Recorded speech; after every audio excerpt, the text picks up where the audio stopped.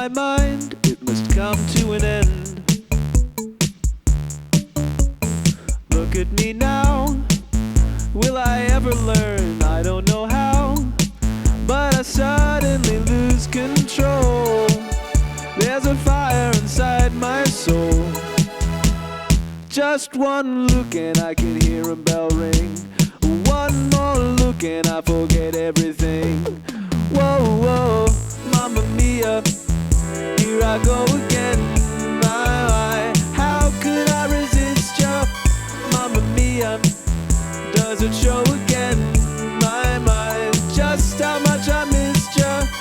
Yeah, I've been broken hearted, blue since the day we parted. Why did I ever let you go? Mamma Mia, now I really know why I could never let you go. I've been angry and sad about the things that you do. So I made up my mind to tell you that we're through. But when you go, when you slam the door, I think you know that I won't be away too long. You know I'm not that strong. Just one look and I can hear a bell ring. One more look and I forget everything. Whoa, whoa, Mamma Mia, here I go again. My, how can I resist ya? Mamma Mia, does it show again? My, just how much I missed ya. Yeah, I've been broken hearted, blue since the day we parted. Why did I ever let you go? Mamma Mia, even when I say bye-bye, take me now or never. Mamma Mia, it's a game we play. Goodbye doesn't mean forever. Yeah, I've been broken hearted, blue since the day we parted. Why did I ever let you go? Mamma Mia, now I really know why I could never let you go.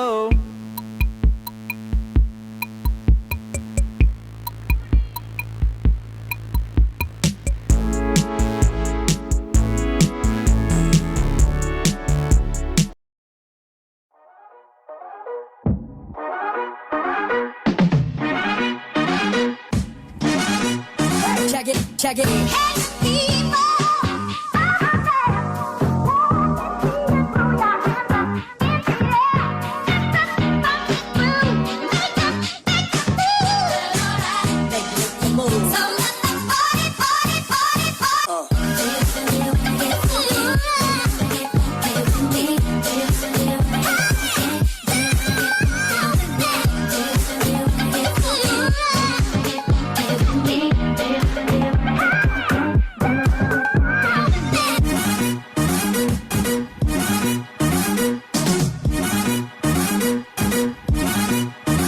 it. Oh, I think I got the fever. I'm heated, pumping up the meter.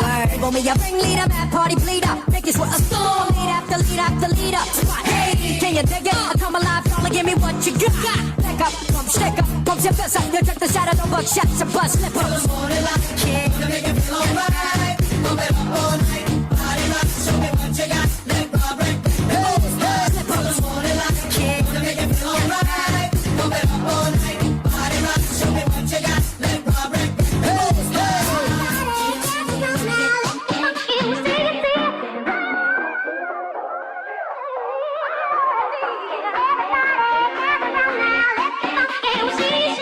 All right, we're 10 seconds out. Who's ready? Who's ready for some bad advice and some streaming?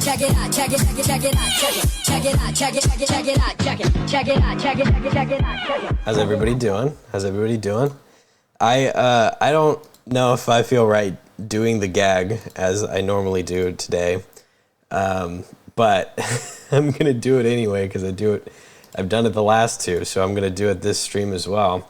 I want to give a big. Oh, let me turn this on real quick before I do that. There we go. I look prettier now. Let's give a big warm welcome, big happy, beautiful warm welcome to the lovely, the radiant, the beautiful, the brilliant Amaranth. This one's not funny today because she's currently doing an escape room. So I'm just gonna switch it back to Hunter. Hunter, how you doing, buddy? Hi. Hey, buddy. I always feel weird doing that gag when she's not there. But one day she might actually be there. I don't know. It worked on me. Beautiful. Hunter, do you know what we're doing today? Vaguely. I've been around for a couple of these casually, in the shadows, enjoying your content. But you can explain the rules. All right. The rules are, I got questions that were submitted, some of them by the lovely community, some of them by me in disguise. Love that. And I don't tell you which ones are which. Great. And we're going to give our absolute best advice that we possibly can to ruin your life. And then later we're probably going to do some Am I the Assholes from Reddit, because those are fun and they make for really great TikTok content. Oh, yes. Okay. And I like them. They're ready. fun. I'm ready to give bad advice. I It's going to am be awesome. also ready to give bad advice. Before we get into it, you'll notice that there's that little thing that's right below us that says submit your problems to Discord or chat. If you scroll down, there's a link to the Discord. If you're watching, you can jump in and join, because it's kind of barren at the moment, and we need to get some movement happening. You know, Hunter and I are in it right now. You could watch. We're in the trenches right now. We are. We need people to join us in the trenches. That's right. We got battles to fight. Don't stay out there in safety. Come here, where it's gross and mucky. You can see us. You can see our little circles turning on and off live. Yeah. Right in front of you. You can't participate in that part, but we'll get in. We'll do it. So let's go in. Let's get our first question going. What do you say, Hunter? I'm ready. I'm spilling water on me. I'm good to go. I think I did not put these in any particular order. Great. Except for that one that I just moved. So let's. Here's how we've been doing it, Hunter. Is I'll read it out, give everybody a second to stew it over, and then we'll move. We'll take turns. Whoever wants to take it first will answer the question the best they can. Right. Tony is here. Hello, Tony. Welcome. Hi, Tony. You're just in time for the first question. Which is, Dear Andy, how do I avoid getting advice? Oh. Okay. How do I avoid getting advice? Yes. Controversial. Is it? I don't know. Most people I know do not actually want advice. Most people I know, people are really good at this. Most people I know, when they ask for advice, want to hear a very particular thing. Yeah. And when they don't get it, they get very upset. Okay. So I would say, if you want to avoid getting advice entirely, I would say maybe adopt the personality of a Machine Gun Kelly, and make it like nobody wants to talk to you. You know, that would be my best guess. I see. But then I don't know. Like I feel like when people are sort of in that phase of their lives, that's when they get the most advice. So maybe I'm wrong. Do you have any counterpoint, Michael? I do. I'm gonna jump off of your note, talking about people generally seeking validation instead of advice. That's it. That's the great way to name it. Thank you.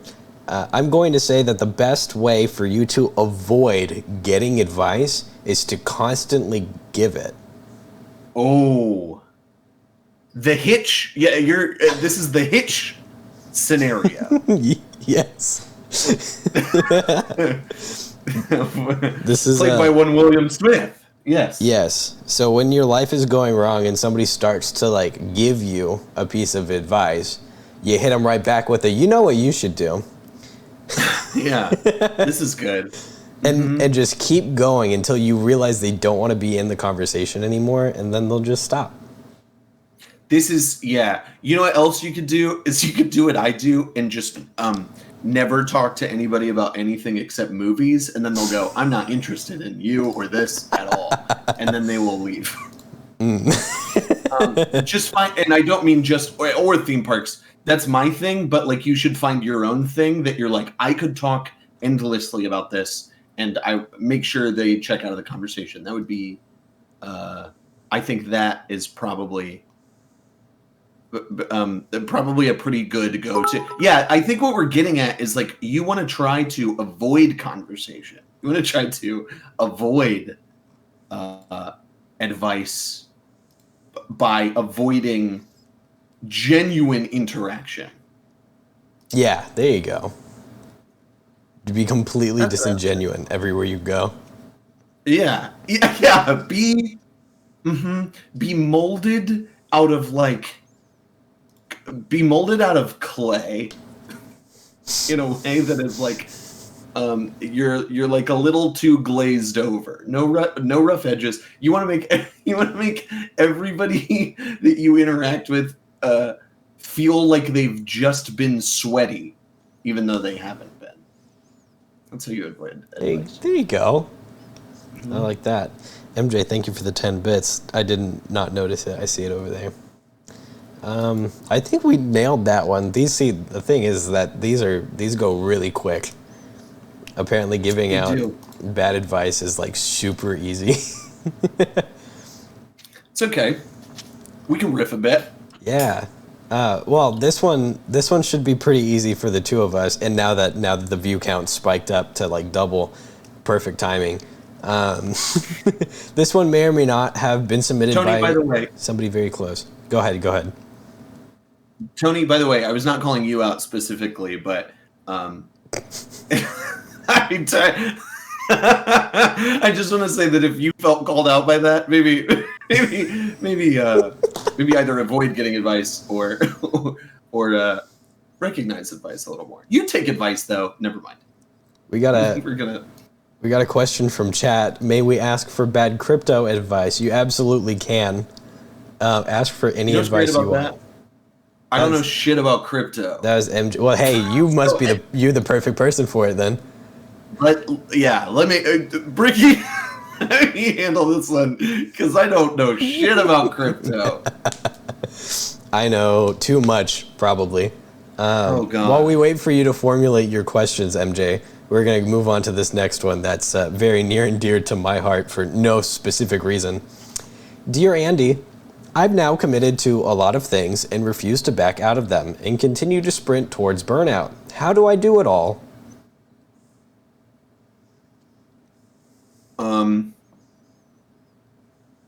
Okay. I mean, look, the obvious answer and the boring answer is just keep doing it.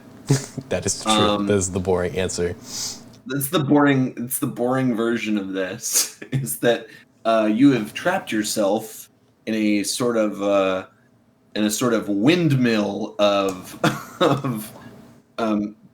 perpetual awful motion.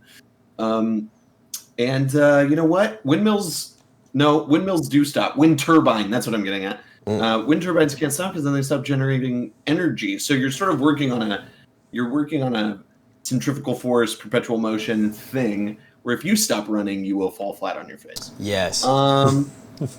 Very smart. I've been here. So how do you do? I don't know. How do you do it all? Michael, how do you do it all? That's my question. here's what you're gonna do. You're gonna get yourself a Costco membership. All right. This is a multi-step process, but follow for a moment. You're gonna go to Costco, get yourself a Costco membership. It doesn't matter if you get the expensive one or not. It all is priced the same regardless. That's semantics for another question, but whether or not you want to be a Costco Black member is your choice. You're going to go to the massive amount of drinks aisle. And you're going to find yourself a 36-pack of Red Bull. You're also going to get yourself a 36-pack of Variety Monster. And then you're also going to get yourself a 36-pack of Variety Rockstar. And you are going to go home and you are going to make sure that they are gone in a week. You are going to live and thrive off of the amount of work that you create. You're going to move your office to a room adjacent to the restroom. Yes. Mm-hmm. For not just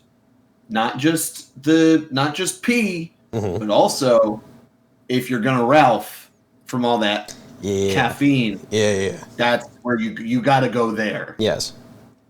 Sell your bed. Sell your video games.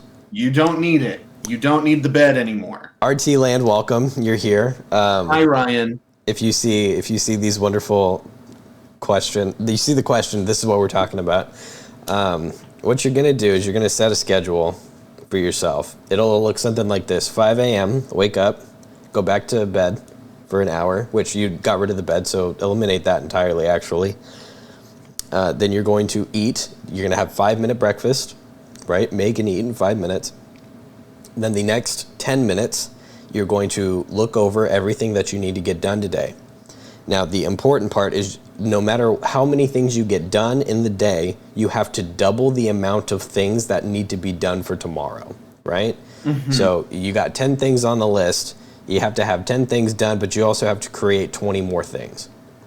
It's exponential growth. Yeah. And eventually, your brain will kind of like psych yourself into believing that no matter what you do, you're getting better. Thank you, MJ, for the 1 sub for that. Shout out. That's good stuff. Michael, let me ask you this. Go ahead. So we've bought our Costco membership, right? Yeah. We're doing a lot of things. You know what's good about doing a lot of things is you make money, hopefully, for doing 30% of those things. And so you've got some money in your pocket when you go to the Costco. Mm-hmm. And outside of the Red Bull, the Monster, the Rockstar, the 8-hour energy, whatever it's called. Remember when those existed and were a thing? Yes. And I lived off of them exclusively my 1 year in community college. Mm-hmm. Outside of those things, you look in your wallet. This is not how money works, but it's how it works in this scenario. You look in your wallet and you go, you know what? I got all this stuff to keep me awake, but now I can buy 5 more things at the Costco. What are the 5 other things that we should buy at the Costco for this scenario where we are staying awake and constantly working and blowing all the money we make on staying awake and constantly working? Yes, very good. Okay, so we got obviously the energy drinks, but I'm going to count that as one. Unless you want to go. No, I'm saying outside of the energy drinks. Drinks. We got room for 5 more things. Okay, so you need to get the rotisserie chicken. Mm-hmm. That's your meal. Yes, you can put it in sandwiches. You can eat it whole. Yeah, very easy meal. Easy meal. Versatile meal. Yes, thermals. Thermals. Yes. Thermals. What do you mean by thermal? Like the to wear. Oh, okay. Yeah, to keep you nice and warm and comfy. Yeah, well, because it's about to be winter here, and you have to save money. And they hug the bod. Yeah. Oh, yeah. You gotta. You gotta turn. Yeah, you gotta turn all of the other stuff down so you can save the money. You're saying no heat? Is that what you're saying? Yes. Okay. Well, you have no bed and no heat. You obviously probably don't have any friends. Sure. So you need someone to hug you. They don't exist anymore because you've been working too much. Yeah, it's too hard. Take a note out of my book. You want to hang out with your friends and continue to work. You just have to do something that allows you to hang out with your friends while you work. Michael, you seem to know a lot about this. Yeah, it's kind of... Anyways, we got 3 more items. I think so. Yeah, we have. Okay, so we have energy drinks. So we're buying 6 items total. Energy drinks, thermals. What was the other thing? I already Rotisserie forgot. chicken. 1 rotisserie chicken. One rotisserie chicken. Okay, one jumbo rotisserie chicken. Yes, you want to get one of those gigantic pre-baked meals, so that you can just put them in the oven and. Yeah, like be done with a it. broccoli, macaroni, and cheese, with bacon, or whatever it is. Something that you can put in between 5:45 and 6 p.m. when you're having your mandatory bathroom break. So that way, 45 minutes afterwards, you can go and grab it and eat it straight out of the oven with no plate. Because doing dishes would require more time taken out of doing all the work. So I got two more items. One of them's reserved for a chicken bake because that's necessary. And I'm gonna say, man, what's an important thing to always get from Costco? You know what I would. You know how like some Costco sections sort of have this like. Some Costco's have like a sharper image thing going on in the corner. Yes. They're like, here's a pillow that you plug into the wall and it heats and massages you. Yes. You're not sure why you should plug it into the wall, but it's there. What I want to do is I want to buy like a chair, like a massage chair, but one of those ones that you fit in like really snugly. Yeah, that like wedge your feet. Almost wraps around. It's like it almost like wraps around you. You're almost held into it, right? Yeah. And I think my goal here, if I am gonna be here and I have to sleep here at all times, is I'm gonna like wrap myself in that chair and basically not move only move my neck about this, like where I'm sitting right now. This would work perfectly. Where like my mouse goes right here, and the mouse is all wrist action, and I'm gonna sit like this and look at my screen, look at my screen, look at my screen, and do everything I have to do just like that. No, like I will. If anybody walked in the room, they would think I was like. I was dead, like in the ring. Like my mouth is like hanging open, my eyes are sallow, my cheeks are sunken in, but I'm just slaving away. I'm just doing what I'm supposed to do in this economy. This is how you live. This is it. That's what I would submit for the 5th item. We got plenty of food. Yeah.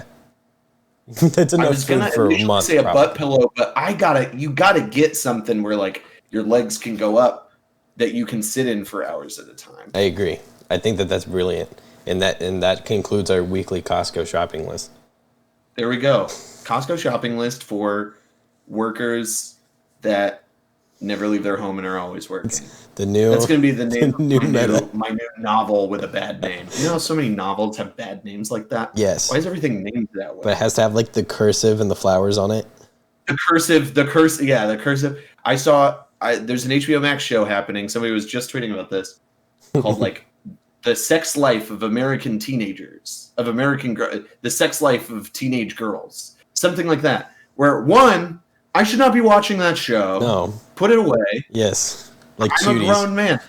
I don't need to know about the sex life of teenage girls. Correct. That sounds awful. 2, bad name for a thing. Be more clever. Absolutely. That reminds me of Cuties. You remember that fiasco? Cuties. Oh no. It was a movie. Oh yes, I remember the Cuties Netflix. thing. Yeah. Netflix. Yeah. I'm gonna read some of these comments real quick. Yeah. People working exclusively to afford necessities to continue working. This sounds like Ronald Reagan's dream. This is exactly what this question is. Trickle down bullshit. Yeah. Oh no. Okay, and then that wasn't a comment about Ronald Reagan. That was just a statement about the consistency of this stream. And then MJ said that we should get alcohol at Costco. That's honest. Okay, this is something else I learned today. Because I'm always listening to podcasts. Mm-hmm. Is somebody on? I learned that like big bottles of wine, like bottles that fit more than a standard size bottle, at a certain size, they start getting named after biblical kings. Like you can buy a Nebuchadnezzar of Chardonnay. Whoa. Whoa. Or like a Solomon of Merlot. Like it's so weird. I don't know. That doesn't mean anything. That doesn't mean anything. That is not pertinent to well, if I could buy a Nebuchadnezzar of rosé at Costco, that would certainly be one of my items. But it's not replacing the rotisserie chicken. Not at all. I'm sorry, we didn't get to your crypto questions. Hold on. I'm gonna move on to this next question, MJ, and then I'm gonna queue up those questions in my special area. She said I need a Solomon. Okay, so Hunter, this one actually seems very much like you need to answer this question, so this gives me time to prep these questions. Dear Great. Andy, my name isn't as cool as Hunter Wulff. What should I do, and what should I get my name legally changed to? That's one that's very kind. I cannot take credit for the name. I did it myself, but you have the chance to now. So we can sort of, if we want to use the Hunter Wulff, God, I sound like an egomaniac. But I'm just saying, you've asked about my name, so we're going to use my convention, the convention of my name to sort of solve your problem. Mm-hmm. One, names are cool, so you got to find something that like really just. So when I've asked my dad about my name, I'm going to go full Wiener Schnitzel. Wait, he did it though, because there's an ER there, and my last name is very German sounding. So MJ, you've done it. Great job. Or should I call you WS?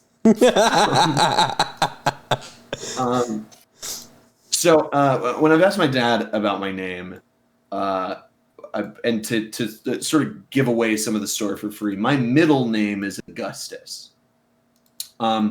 And I've asked my dad about like why my name is this, and he said, "Well, we just wanted you to have a very powerful name, so we named you Hunter because we didn't know a lot of kids named Hunter, and we." But then it ended up being like a very popular name in the. And then Ryan said Werner Herzog.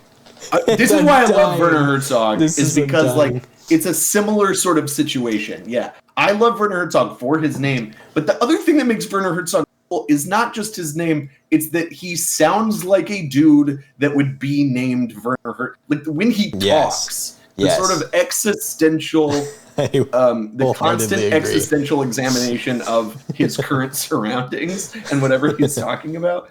That's Werner Herzog. I mean, I don't know if I sound like a Hunter Wulff, but Werner Herzog definitely owns his name in a way. So we're going to come back around to that. Yeah. Okay. So my middle name is after my grandfather. But my grandfather's name, my opa, his name was not August. His name was Augustus. So apparently my dad didn't think that August was a cool, powerful enough sounding name. So he put the little US on it, right? So here's my point in telling that story.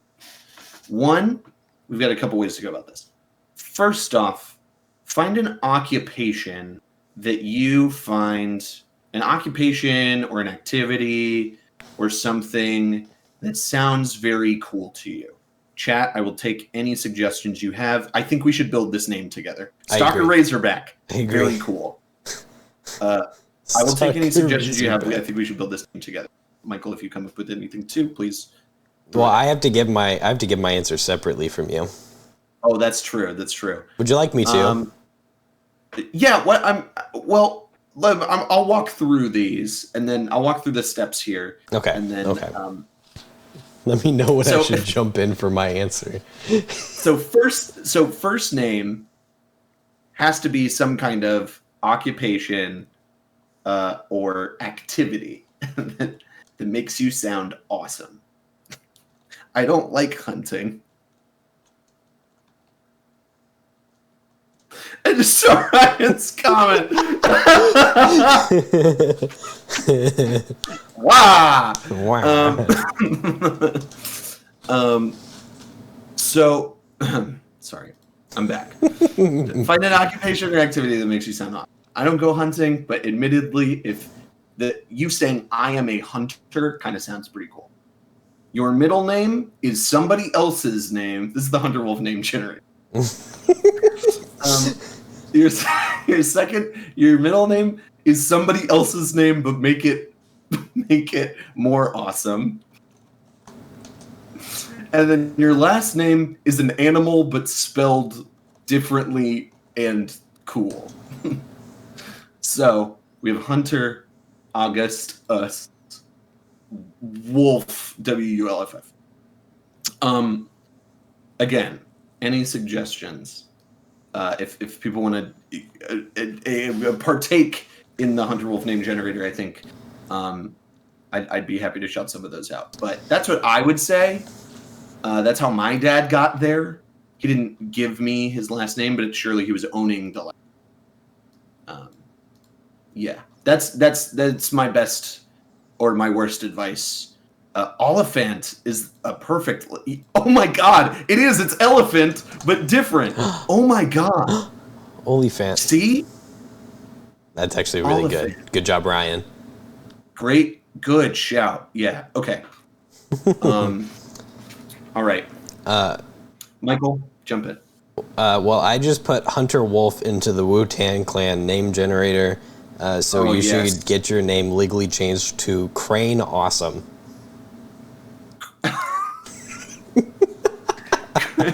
Isn't that what Childish Gambino used to find his? Yeah. Okay, so my rap alter ego is officially Crane Awesome? Yeah, Crane Awesome. But it's, I'll put it in chat. It's capital CRANE, but lowercase awesome. Oh, okay. Here's what I'll promise you, Michael. I will promise that I will change my name to Crane Awesome on Twitter for the entire day. All right. I'll take That's what it. I'm going to do. In honor of this stream, I will be Crane Awesome. You know what? I'll change. And nobody will know why. I'll change mine to whatever chat chooses for you. Oh, that's pretty good. Yeah. Okay, so we have have Oliphant. Oliphant's Oliphant. great. Yeah. I'm hanging on to Oliphant. That's Yeah. the last name. MJ, you got a good first name. Or anybody else. What did MJ say? MJ before said Stalker Razorback. Oh, Stalker Razorback is good too. Yeah, so maybe we do Stalker. Oliphant Razorback? No. Okay, go ahead. Oliphant has to be the last name. Oh, yes. Yeah, Because it's okay. spelled differently. Michael, what was your grandfather's name? Specifically the one that had the horse in his car. Ralph. Ralph? Ralph. Okay, so your name...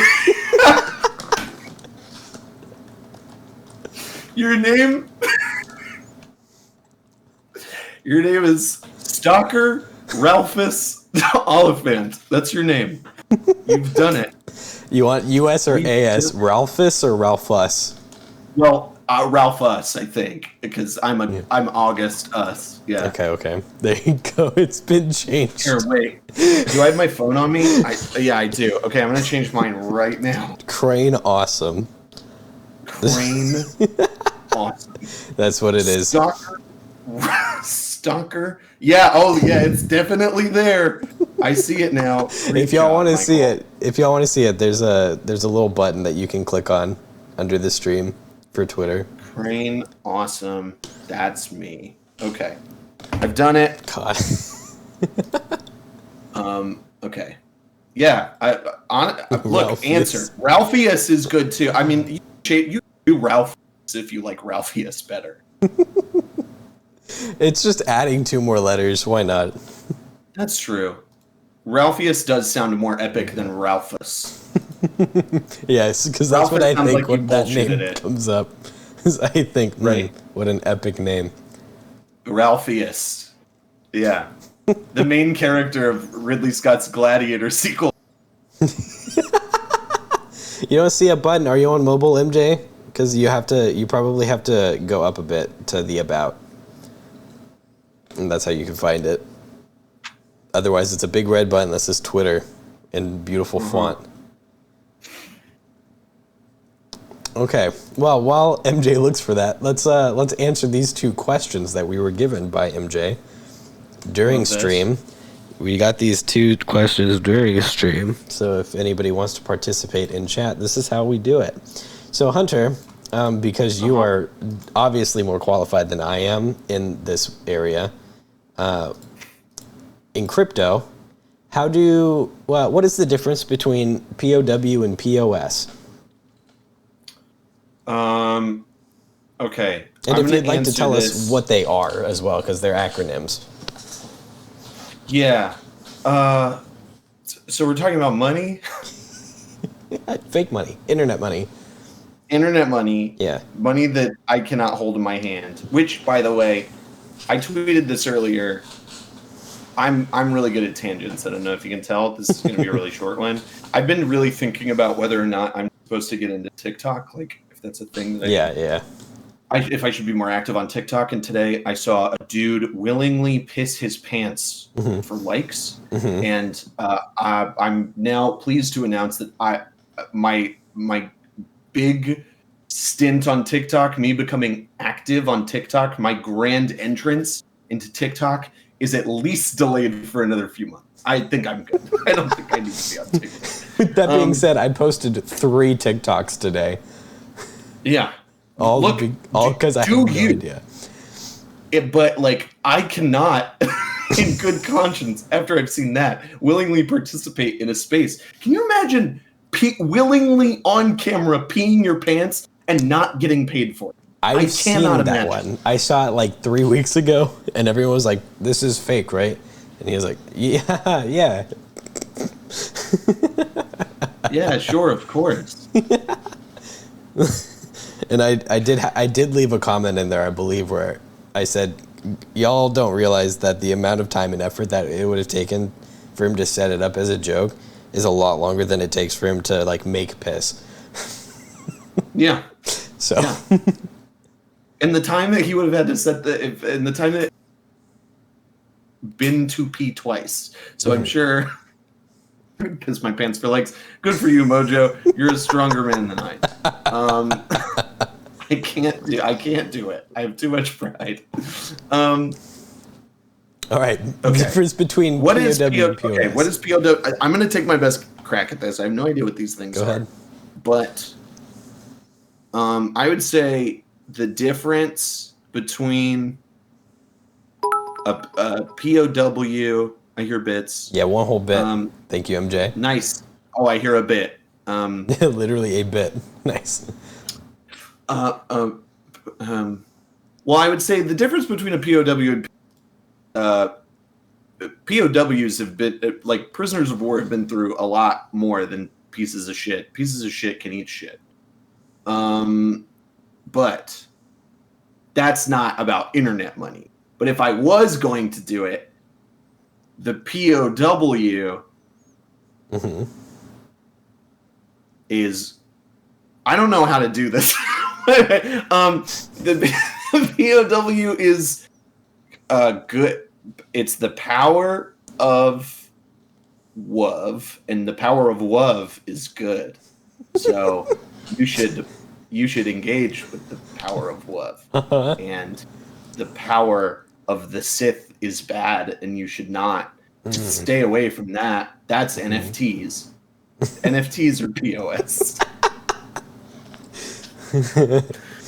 I used a couple of initialisms there, and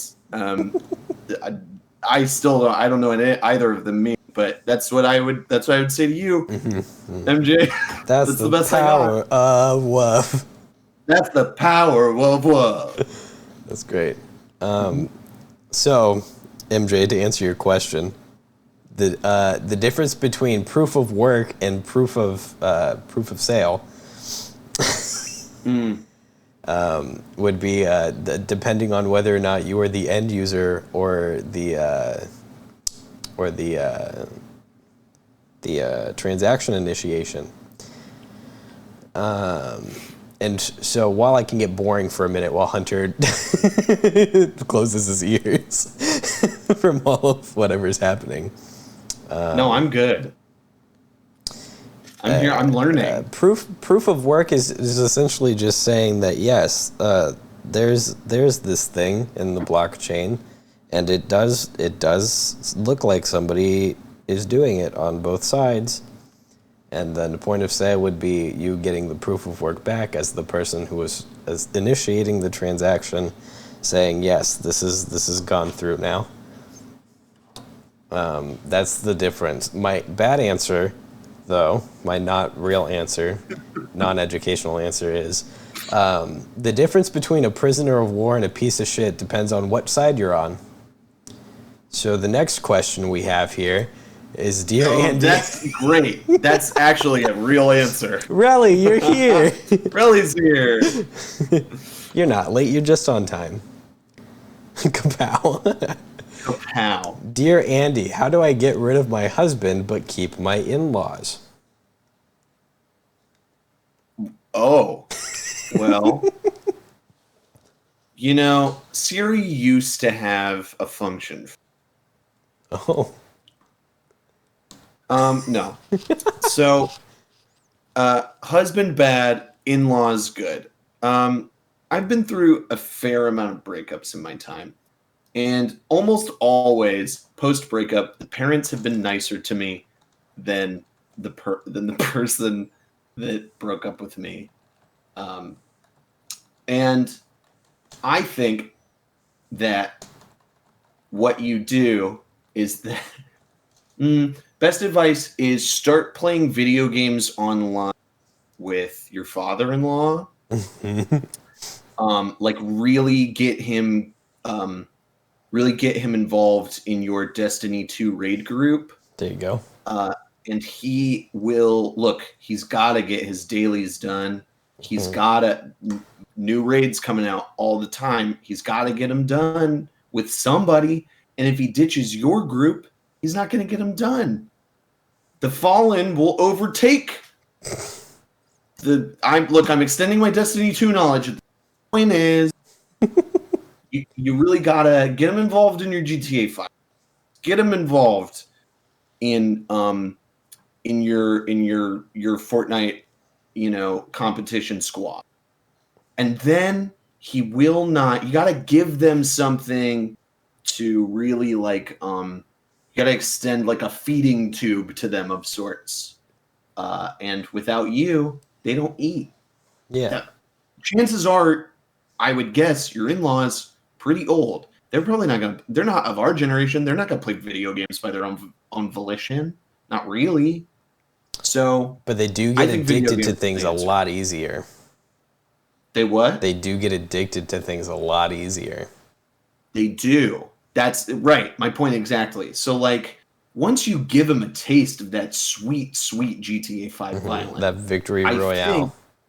Once he's tasted victory royale, once he's dined at the banquet table, he can't go back to microwave. I don't know. He can't go back to top ramen. He's had the taste of the rotisserie chicken. He can't go back now. It's impossible. I agree. I agree. How do you get rid of your husband but keep your in-laws? Hunter had a wonderful answer for it. I think create a hostile dependency. Yeah, that's exactly it. And then it's gonna be weird when like they bring when they bring their like when they bring their significant other for Thanksgiving dinner, and Thanksgiving dinner is delayed because your dad he's got to finish the raid really quick. That's right. He's got to finish the WoW raid. He can't. That's right. He's got to finish the Final Fantasy XIV dungeon. And now the mashed potatoes are cold. And that's on you. And you win then. That's right. You're good. That's right. You make it out of that scot-free.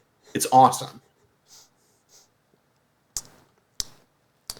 So I'm going to go a completely different route because, we like to give people options.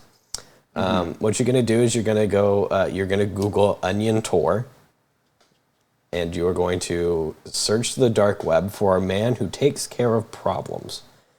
And once you find that man, you will likely have to give him a hefty sum. And then probably go on vacation for a couple of weeks. Final Fantasy XIV, absolutely.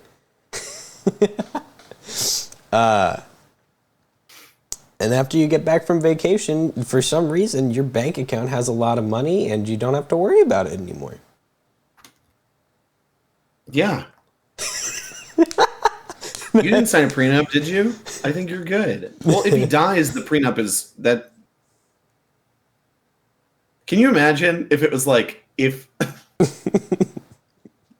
in my prenup, if I die in the middle, die before being, Oh no.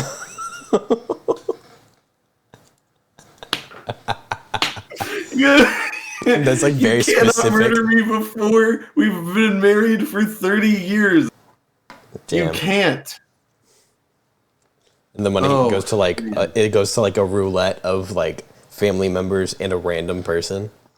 Yeah, you are now. You're sort of now embroiled in the plot of a Knives Out or whatever. Yeah. Okay.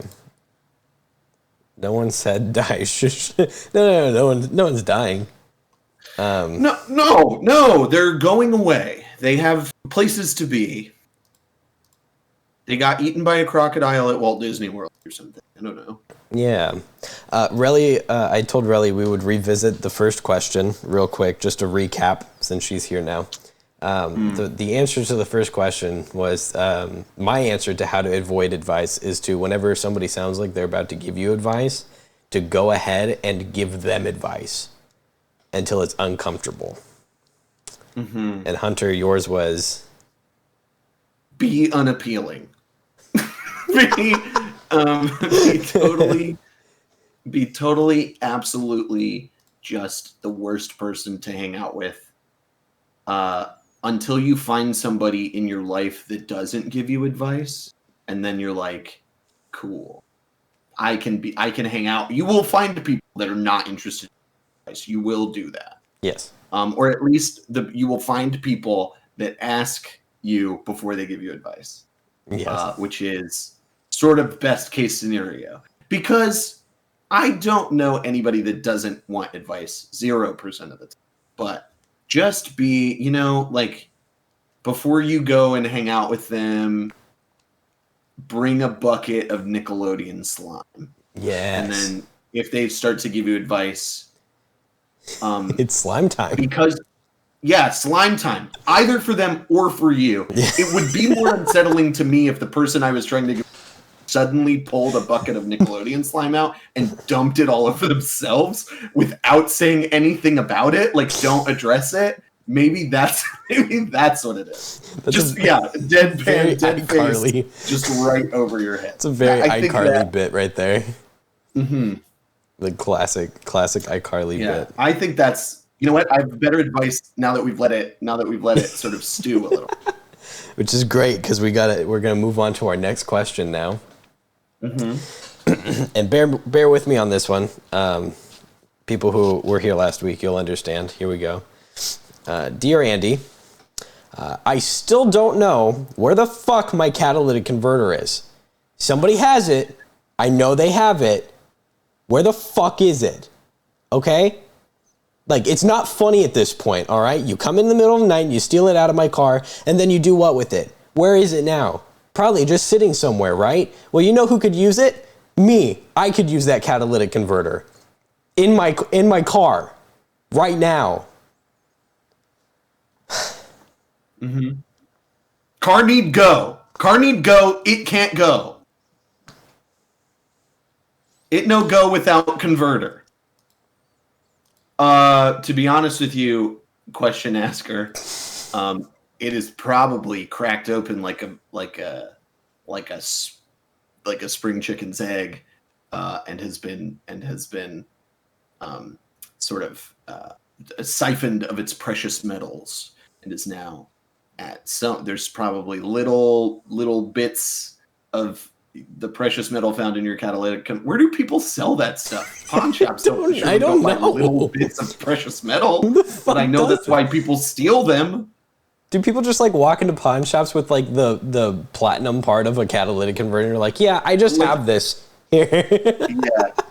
Give me money. They like bust it open and it looks like oh, you know what I imagine is that somebody like when Thanos gets the Tesseract in Infinity War and he crushes it in his hand. That's what they do with catalytic converters. Just like crush them and then they like siphon it all away and now there's platinum. And then they put it in their that's what they need it for. They need it for like earthly Infinity Gauntlet. They have the gold, they have the silver, they have the copper, they have the platinum now. You know what? I hope that the Avengers stop them, so that they can't snap out of existence half of the catalytic converters. What's unfortunate about the Avengers that we actually have is that all of them suck. that our version of the Avengers is like Elon Musk, Jeff Bezos, I don't know, and some like some dude that's like been to war and has surely openly said several racial slurs. What about like Vermin Supreme? Can he be an Avenger? Huh? Can he be a real life Avenger, Vermin Supreme? If Vermin Supreme, the name of my next album, if Vermin Supreme was on the team, I would have a lot more faith in it, but I don't think Elon Musk would let him join the club. Is the issue. Like, that's sort of... Vermin Supreme would be our Hulk, wouldn't he? I think that would be great. A big green bearded man with a boot on his head. That would be so good. I have an army. We have Vernon. We have a vermin.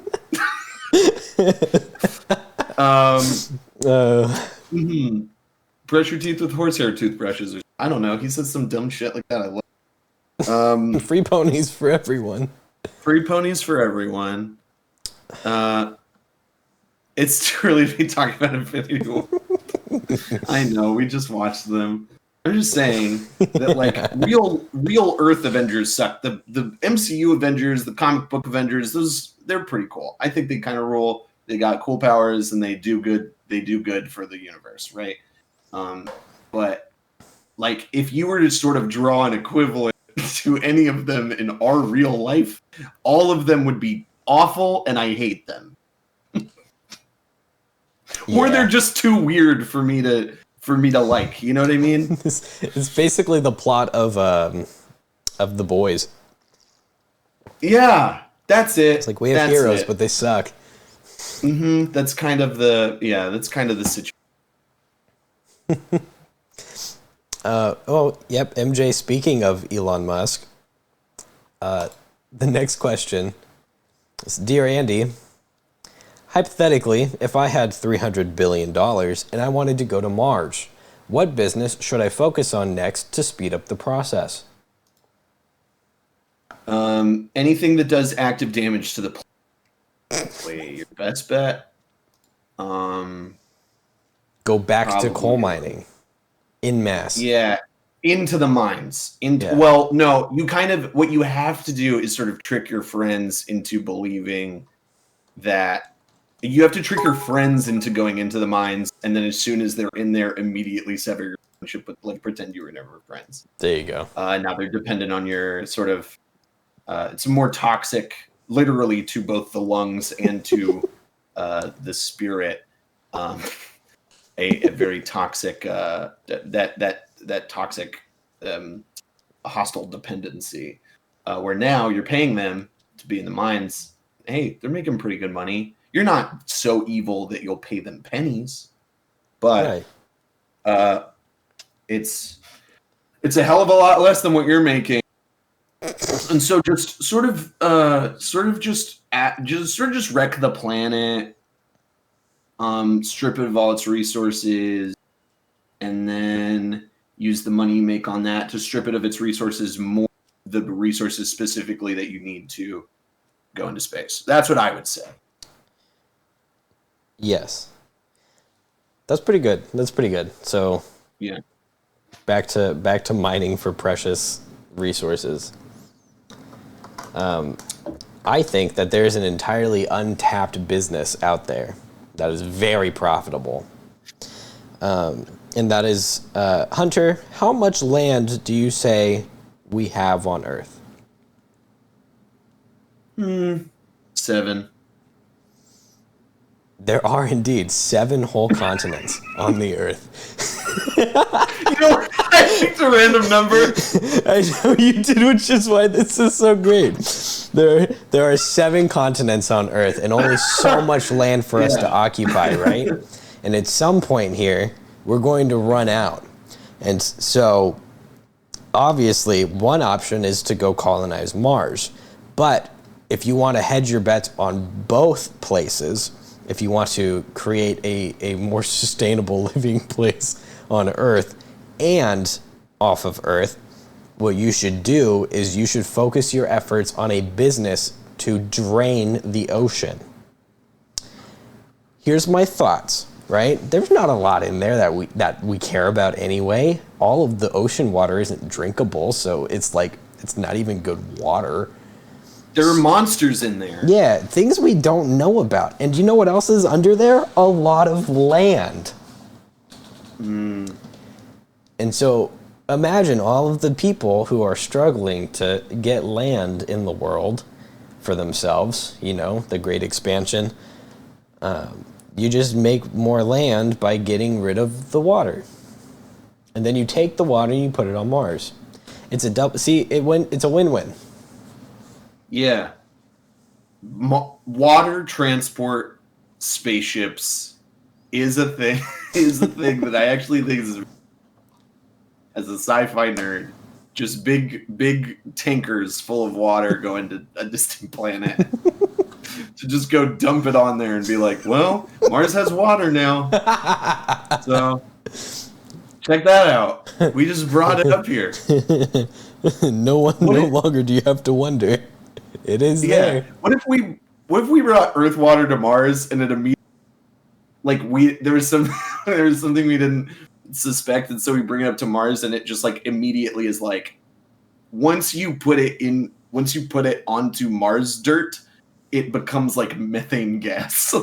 What if there was just something we were not considering with Earth water, scientific anomaly that would render that completely useless? all of the scientists would just be like, shit. Right. Again, to invoke Musk, Elon is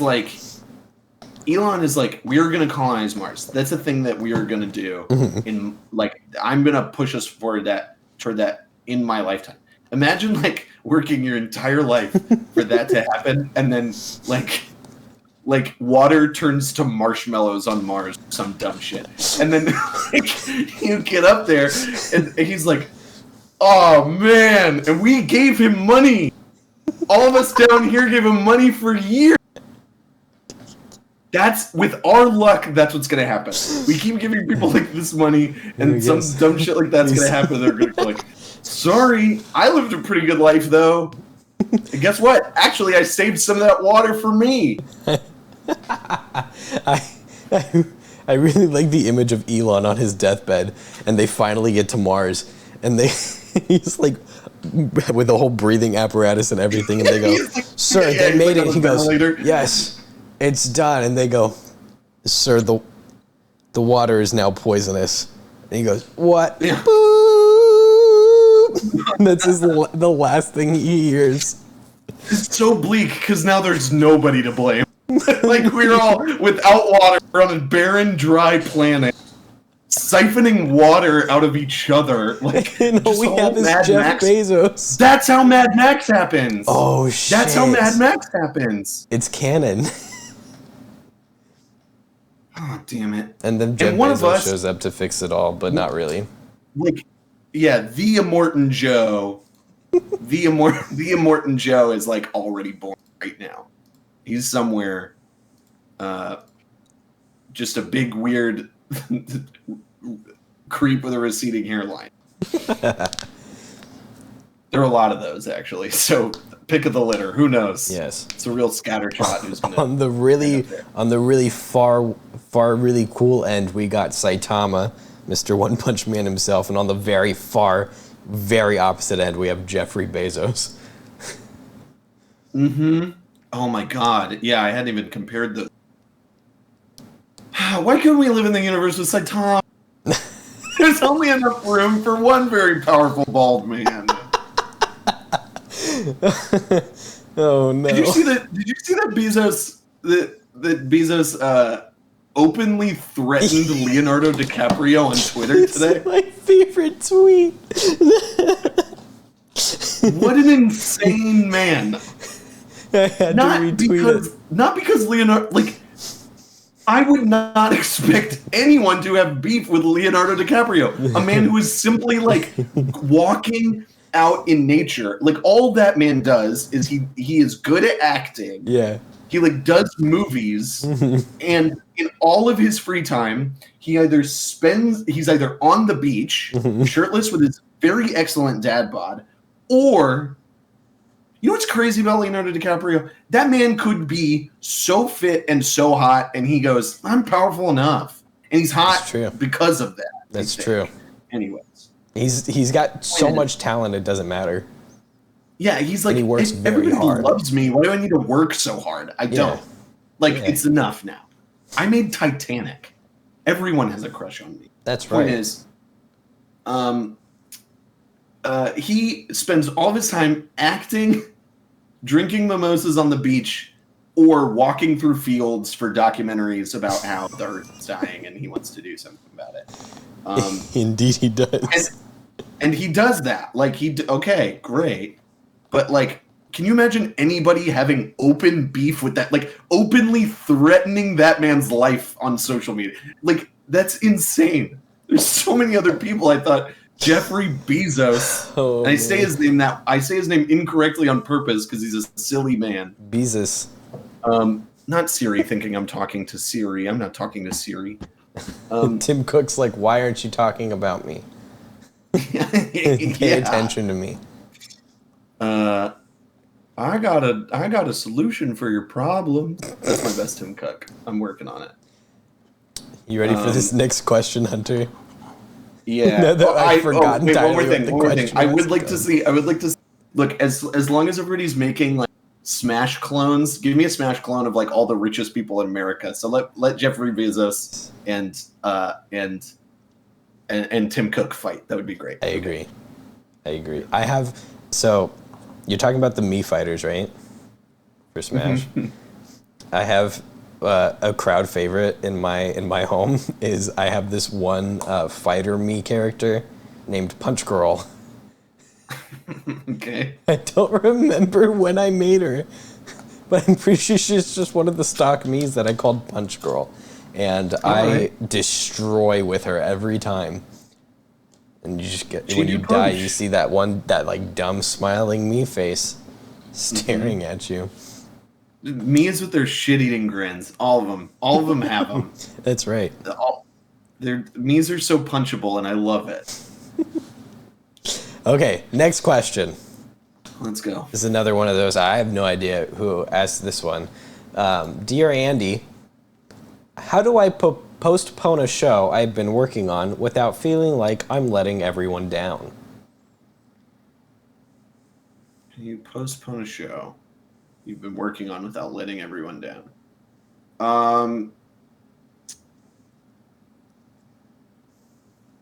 Dog ate my editor.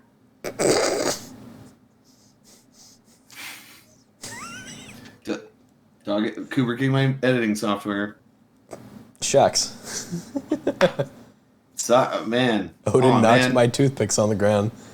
Yeah. Yeah, Odin knocked my toothpicks on the ground, stabbed me in the foot. Now, no, I can't make a thing. Sorry. That's what I would. That's my immediate reaction. Michael, do you have an answer to this? Yeah. Thank you, person who asked this question, because like for some reason I have a very similar problem.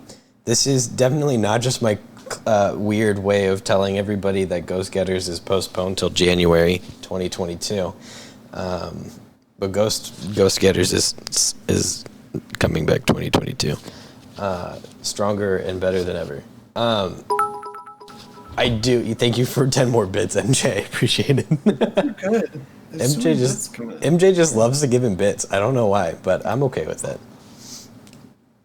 It's great. I hear the little noise and the little notification pops up real fast. It's very funny. Mm-hmm. My advice would be lean really hard into the feeling that you're letting everybody down and let it drive you towards insanity. Yeah, that's good. Yeah, you should probably ball up in crime and under the assumption that everybody hates you, because it would what are the other you think everybody's gonna forgive you for this thing that you've clearly been working very hard on, and that people are happy to watch whenever it comes, and that nobody is as worried about the deadline as you. You think that's true? Obviously not. All this stuff in your head, does your brain ever lie to you? No, of course not. Your brain is right all the time. That's right. Every invasive thought you've ever had, it's true. So, obviously, what you think everybody feels about you, it's true, and you should let it eat you alive. I think that's a great way to deal with your problems, because it'll definitely help with your productivity, and you won't feel like shit for every one of the coming days. So yeah, I think I just sort of piggybacked off of what you said, and I think oh my god, I'm getting texts. Okay, I'm getting texts from Summer about what she should name her Stardew Valley animal. So it's okay. Yeah, we can add this in here. Okay, what do I name my Stardew Valley duck? Duck?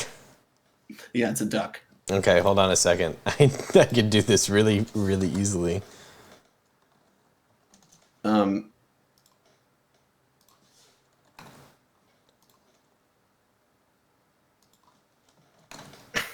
Chat, you got any ideas?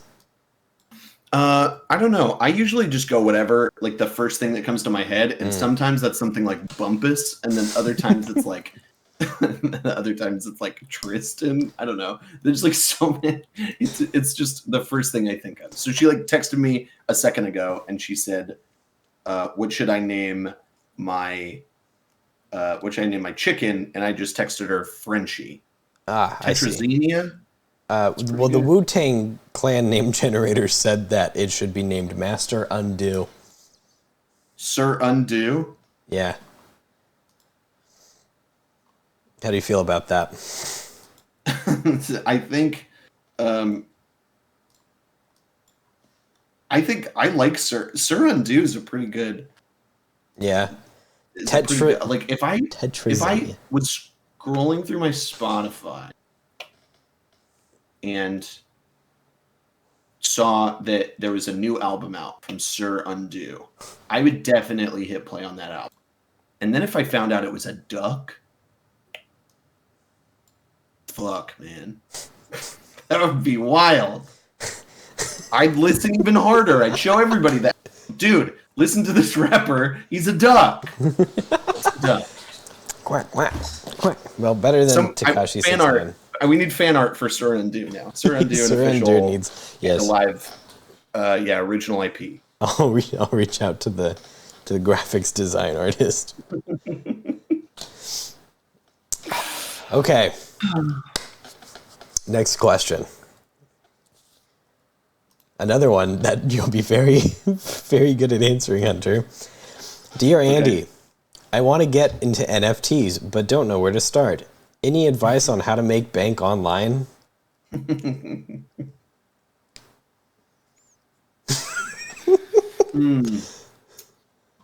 So Michael, actually, I think this is a pretty good place for explanation. So, like, what can you try to explain to me what the deal with an NFT is? Like, why can't I right-click the thing and save it? Yeah, okay. You want an actual answer, right? Yeah, if you give me an actual answer for, I think I could. I think I could then make out of it. I don't know. I truly. Some of this content is going to come from me not knowing what an NFT is and trying to understand it. So Okay. I think your best bet is to explain to me what an NFT is. Hunter learns what an NFT is, happening right now. You ready? It's happening. Yeah. Ready, chat? Get your notepads out. Get your alien studies out if you got them. I'll put one in there real quick. Hold on. There we go. I'm all yours. So, think of a classical piece of art, like such as the ones that I have on my walls. There is only one actual version of that piece of art, yes?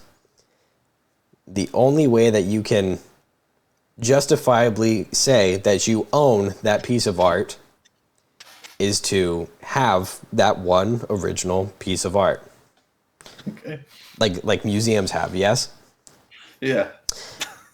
You could very well go to Kinko's because they exist still and print out a 1-to-1 copy of that painting, put it inside of a frame, and put it on your wall.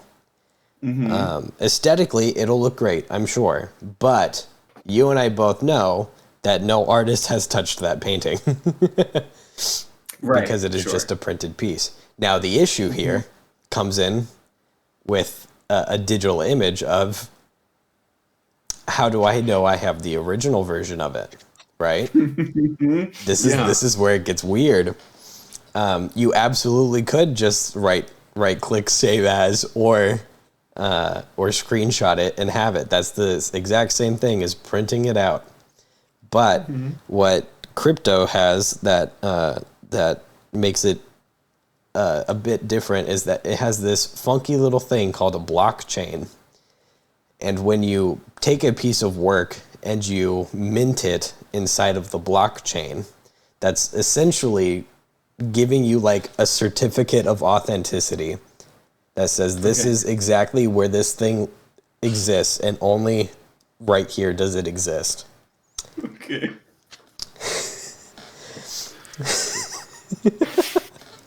You're having a great time, I can see. And I can tell you off stream, I have like great ideas that I think you'd actually love.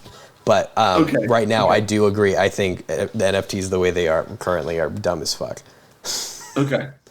Here's where I'm at. Go ahead. With that, right? That, like, here's why I think it's silly. And I'm sure everybody, here's why I'm laughing. Yes. Is that if I own the Mona Lisa,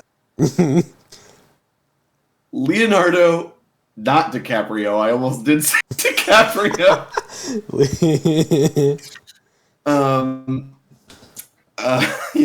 Jeffrey Bezos is public enemy number one himself. No, Leonardo da Vinci used his brushes on the Mona Lisa, and that is something that I can see in detail. It's there in front of me. Look, it's in my home now. insane. Right. Digital tools on the like it's happening with movies now too, right? NFTs. Mhm. Like Yeah. people are going to start selling NFTs as movie. You have the to my movie now, which is like a thing that does exist. Like that's a thing that exists in real life too. But like, I don't really care to own me, Hunter Wulff, right now. Don't really care to I don't know, Garfield: A Tale of Two Kitties, because I can own that on Blu-ray. Mm-hmm. All the same to me, right? Yeah. I guess. That's the only like. So, but like for like pictures or whatever it is, Mm-hmm. I don't know. Me right-clicking and saving the thing is like that's the same as having it, I guess. To me, at least, maybe it's just to me. I'm sure. No, I need to own that meme template. That has to be mine. I can make it less ridiculous. You ready? Yeah. You ever playing Animal Crossing and there's an item that you want to get for your house? That I what? Is there ever like an item that you want to have for your house? Yeah, of course. NFT. Yeah. Same difference. It's a digital item that does not exist in the real world that you just want. Yeah, but I'm also not paying real world money share. Yes. But people also gamble their money away at casinos instead of playing a game of Fortnite for free. Yeah, sure. Yes. So it's just yes, of course. Yeah. different strokes for different folks. That and there's that's where I'm something to be said for like different kinds of digital art. I think the pixel art shit's weird, but like if somebody were to create an actual like piece of digital art specifically made for someone to like take in and enjoy, I might consider buying it as an NFT. Yes, I think that makes sense. That makes a lot more sense to me than like the sort of. I think what happens is that a lot of dudes come on and they're like, "Look, I made the next Pepe, and he is for sale as an NFT, and you can own him right now if you pay me real money, and also everyone will still use my new Pepe." Is like that's the stuff where I think I'm so confounded by. So I want to get into NFTs, but don't know where to start. Any advice on how to make bank online? Make Pepe 2. Make Pepe 2. The first Pepe was ruined. Okay? Mm-hmm. Everybody's eager for the new Pepe. Yes. Small frogman. Yeah. And maybe it's not a frog this time. Maybe you say it's a lizard. Or I don't know. Whatever. Like make Pepe 2, Pepe the second one, that's what you call it. Yes. Or Pepe 2 Monsters Unleashed. I love it. And then that I think somebody will pay a lot of money for Pepe. Relly, NFT stands for non-fungible token. And if you think that sounds stupid, that's because it is. New fart toy. New fart toy, yes. Much better. Do you know what the word fungible means? No. Cool. Fungible sounds like a made-up word. It is. All words are made up, but fungible. Fungible was made up. Is a not good one. It's okay, Relly. It's you don't have to regret asking. It's NFTs are dumb. Newfangled token. That's actually the better. I like that a lot better. If that's what it was, I would love NFT. NFTs, newfangled token. You fixed my problem with NFTs. Newfangled. This is a newfangled token. I'm gonna take money. Money 2, the sequel to Money. Hello, Sybil.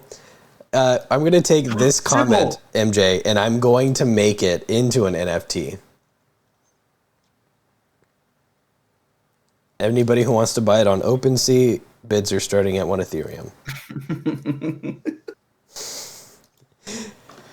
This is the newfangled token. Yeah, this is the newfangled token. People people bought people bought cryptocurrency based on the meme Doge. So I don't think you'd have too much I'm trouble one of getting them. it sold. Yeah. I also I'm- bought Shiba Inu coin. That was good. MJ and I are Okay. both on that one. All right. It's great. Good for you. I'll, Into it. I'll explain I can explain all of this stuff to you later if you'd enjoy. But right now I have to give advice on how to make bank with NFTs. What you're gonna do is you're gonna go and find old pictures of Jeff Bezos, right? Old pictures. You're going to take those pictures and just crop it to just his head, and you're gonna put them on funky backgrounds. And you're going to go to OpenSea, and you are going to put all of your money into like 1,500 of these different pictures, and report back. And we'll see how you do later.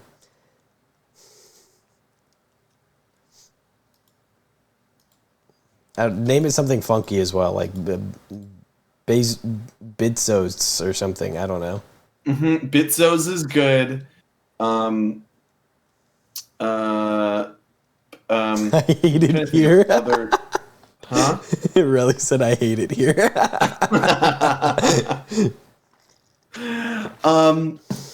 Yeah. Bees Bucks.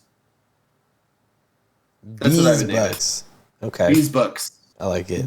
I thought about a serious thing that I've thought about, Hunter, is taking my bonk emote and turning it into a cryptocurrency called Bonk Bucks. Bonk Coin or Bonk Bucks. Yeah. And do absolutely nothing with it. Just have it exist. It doesn't do anything. That's its whole thing. No. I love that. You get one bonk. Honestly, you know what's great about what is great and also terrible about the new world we live in? I'm going to check on my brother.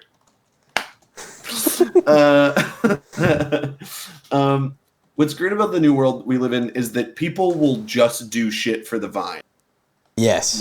now. Like they'll just do it to Yes. say that they did it. Absolutely. So you going, I've made bonk bucks. Mm-hmm. Here it is, and people are like, "What are bonk bucks for?" You're like, "Nothing. Yeah. You can just have bonk bucks. Isn't that great?" And people Yeah. will buy the bonk bucks That's because right. Because it has silly dog being bonked on it. Dude, isn't it so funny that I did it for the bit? I committed to the bit so hard that I actually bought the bonk buck. I do this with food all the time. I went to go buy the Megan Thee Stallion chicken sandwich at Popeyes because I thought it'd be funny for me. And then I ate it and it was good. Mm-hmm. I bought Uncrustable taco bites because I thought those sounded gross, so I could try them and I could confirm gross. Guess what? Pretty gross. Not as good, not as bad as I thought they were going to be. But I did that shit for the bit. Yeah. So people will buy bonk bucks. They'll Yeah. do it. People do anything nowadays. It's all dumb. None of it matters. Next question. Next question. Dear Andy, buttons keep coming off my pants, and now I'm keeping them up with paper clips. How do I keep my buttons from coming off?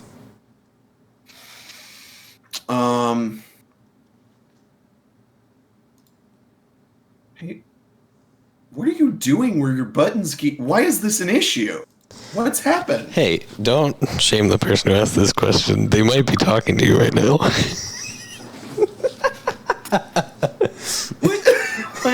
What activities are you doing with your buttons where your buttons are getting frustrated at you? Staples. You could staple them. Staples, okay. I think staples obviously fix everything. If you're using My Big Fat Greek Wedding logic, you go Windex fixes everything, makes it all better.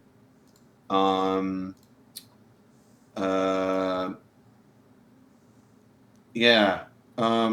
What else? Oh, you know what you could do? You know what always works? What? When a teddy bear loses its eye, Yeah. people sew a button on there so it looks like an eye. So what if instead, and it always makes the bear cuter. That works for the bear. Yeah. So what if you started using teddy bear eyes instead of buttons? I thought you were going to say, just tattoo a button on your waistband. Well, Can't lose it. You can't lose it if it's there. you can't lose that. And that's true. Sometimes it just takes confidence, you know? And if you tattoo a button on your waistband and you convince everybody that there's a button there and you commit to that bit hard enough, maybe you will command the cosmos to keep your pants from falling down even when there's not a button there. I don't know. I've seen people do crazier shit with condoms. So maybe that's maybe that's it. Maybe you just have to like commit to it enough. And then your pants will go, right, there's a button here. Yeah, and it'll be fine. I got it. Sybil's response was, just stop doing that. Sure. And Jay said hot glue them.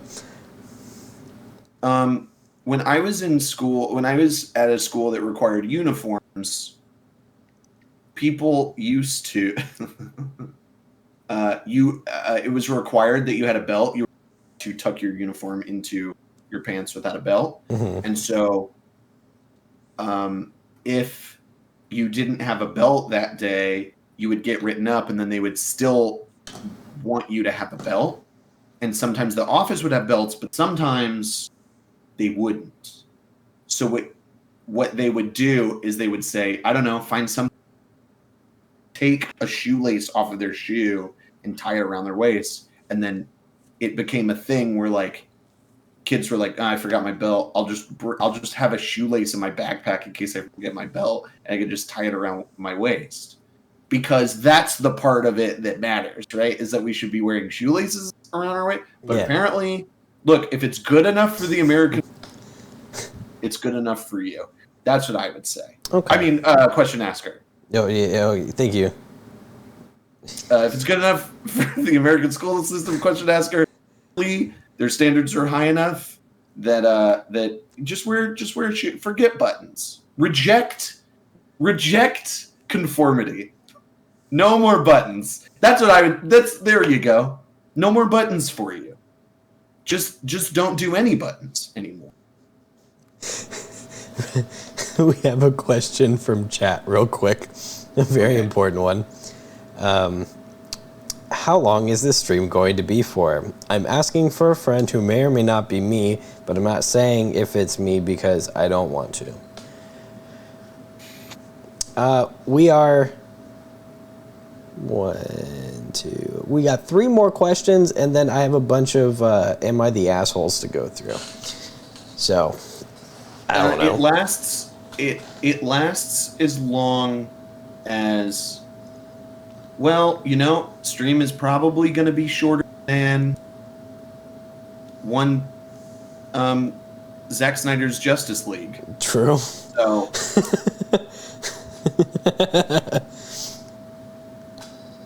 that's a pretty good. I think that's a pretty good. My answer is longer than Ghost Getters, the first one, but shorter than Hunter's Subathon. Ah, yes, that's a very good. Yeah, hopefully. I don't know if I have the bones for that. Did I tell you how many bones I lost in the middle of that stream? How many bones did you lose? So many. Too many. I have less bones than I did before. Now we got to pick you up in the morning to see if it's a bones day or not. Yeah, don't. Yeah, I'm the new Noodle. I'm Noodle, NEWDL. Oh, okay. Follow-up question that you can use as advice. How do I multitask between a new favorite show and an amazing stream? It depends on the show, I guess. Yeah, it does depend on the show, but I would say, you should.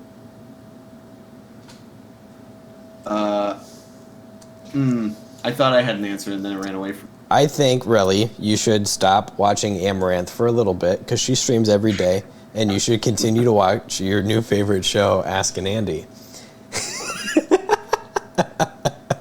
It's pretty good. That's my answer. Yeah, I would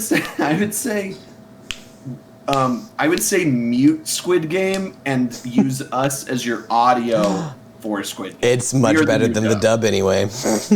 Yeah, the dub sucks. So we're the new Squid Game dub. It's this stream today. I've got it very easily. Ready? Oh, these people are dying. Money, money, money, money. There you go. Yeah. I like that Mr. Krabs is in this. You didn't see him? Right next to Squidward. I have to give advice Mr. for this Krabs question. is there. He's there. But what'd you say? I have to answer this question. I still haven't answered it. How do I keep buttons from coming off? Start shopping in the plus size pants because you know you have to anyway.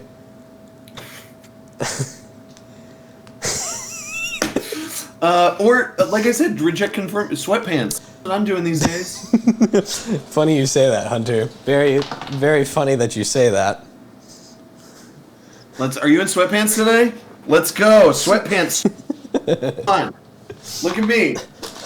Look, I wore my Mickey Mouse sweatpants. I'm a slave to the mouse. I wore these to go see Eternals, so you know I'm impartial. Yeah, true. To be fair, I'm probably going to wear these to see Eternals, so. There you go. Yeah, so everybody that goes to see Eternals, sweatpants only. Go.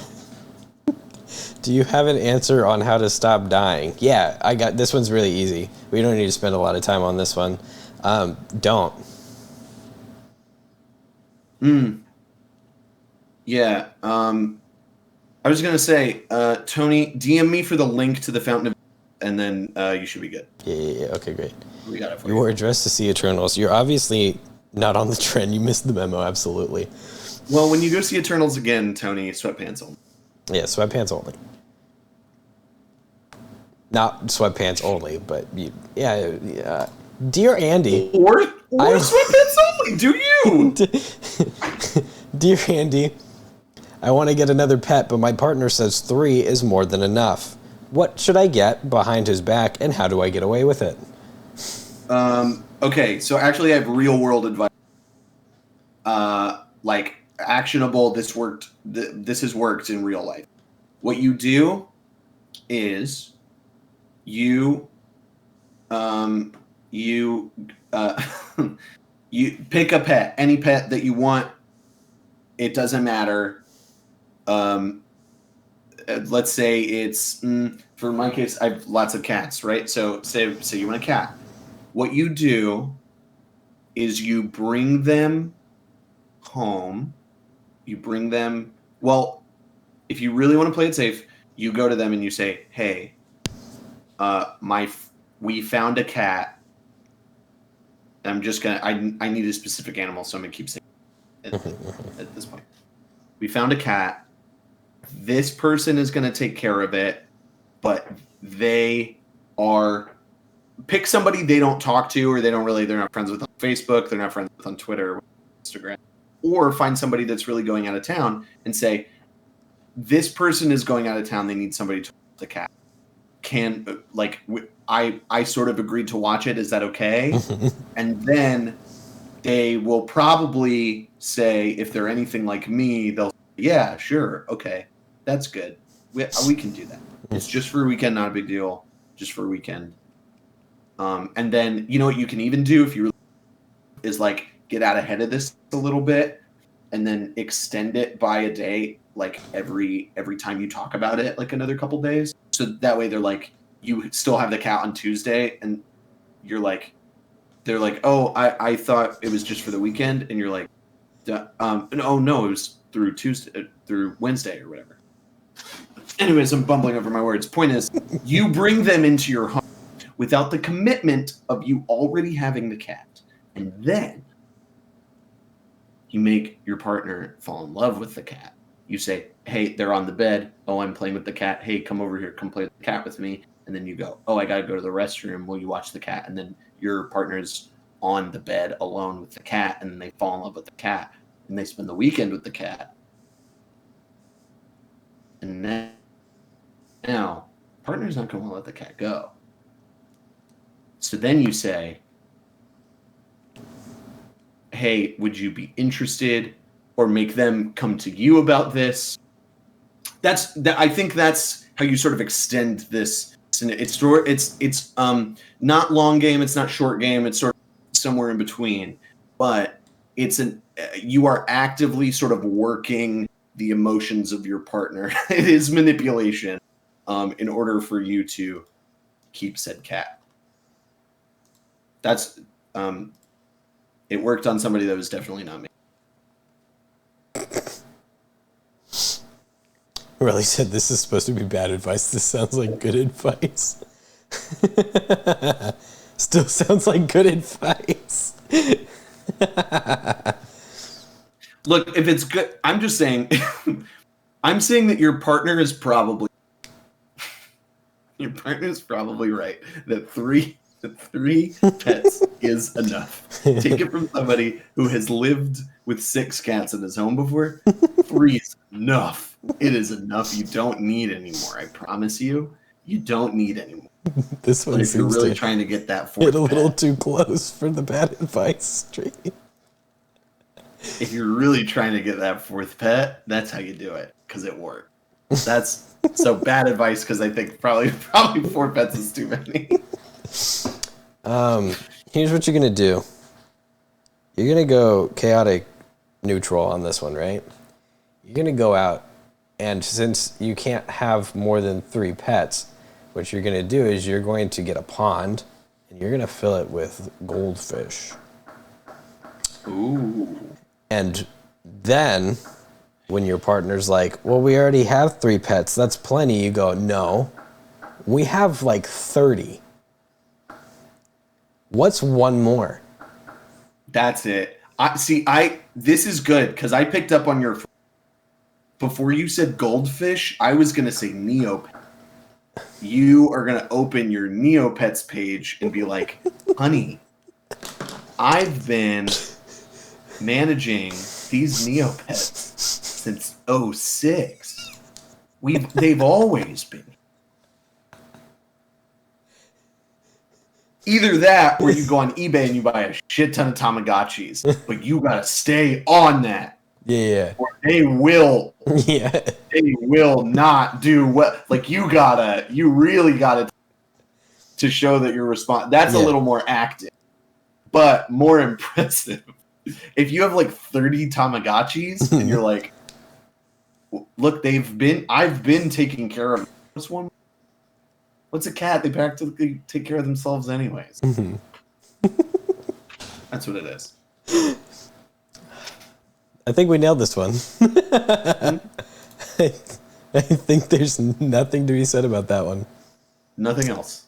I think we did it. Here's this one's a fun one. Dear Andy, Twitch has awful discovery, and I want to be the next XQC. How do I get more people to watch me?